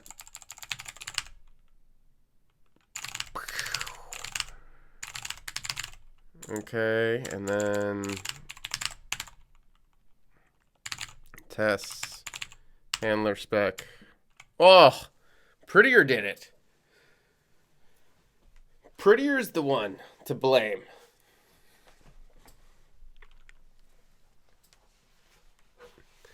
Once we get types natively in JS, my life will be great. Nesting and CSS is already widely supported. CSS custom properties give me variables.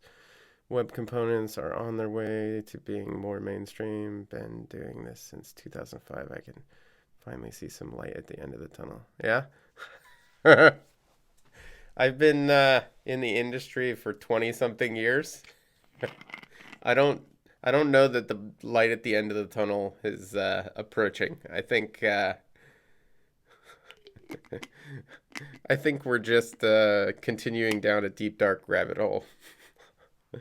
When you start looking at things architecturally all the time and like asking crazy questions, like there's so much built on top of things. Like even if you look at like web devs, like what, like web application development is like a crazy thing to conceptually think about. Like why are we building all this layers of stuff on top of a browser to build applications? Historically, we built applications as desktop applications for a long time. Those things did networking protocols. They had custom networking protocols back then. They had HTTP back then. They did a bunch of stuff back then, right? So like, why did we end up going down that path was largely because of IPv4 and the fact that for those applications to be able to be networked easily, we had to deal with firewalls. And so it was much easier for applications to simply piggyback on top of HTTP. But like we've now built layers upon layers upon layers upon layers of crap on top of this. No, I hate Electron fundamentally from an architectural standpoint. Like I think it uses a ton of resources that it doesn't need to use. Like it's architecturally just another layer of crap on top of all the layers of stuff, right? So it's like we should avoid doing that stuff and try to build things that make sense more architecturally. But like even Tari, like which is in the Rust world, which is trying to do a better Electron basically, and it's not even really a fair comparison because it does a bunch of stuff better, but still. Just fundamentally, like web apps are a fundamental architectural like conundrum in my mind. All right.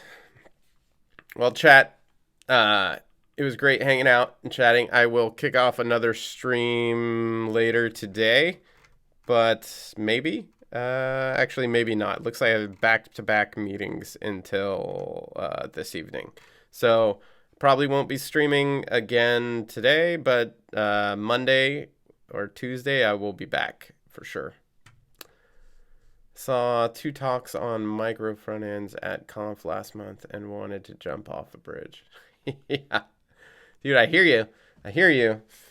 I mean, we still live in this world. We still work in this world. That doesn't mean I don't build web applications sometimes, right? Like, it just means that I have this understanding in my mind that it's architecturally crazy, just like we were just talking about with Prettier and ESLint and that plugin, right?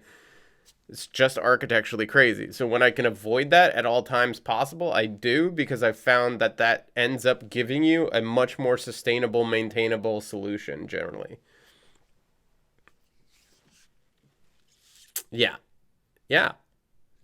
It's okay. It's the world. It's like playing in the world, right? Like, I hate that politics in the United States is played out the way politics is, right? Like, but it's the game, right? So it's like, you got to play the game. The only like winning is not playing at all, but if you don't play at all, then you got to figure out some other strategy for making money and a living. So that's how it goes. All right. I'll catch you guys later. Great chatting with y'all. Catch you on the flip side.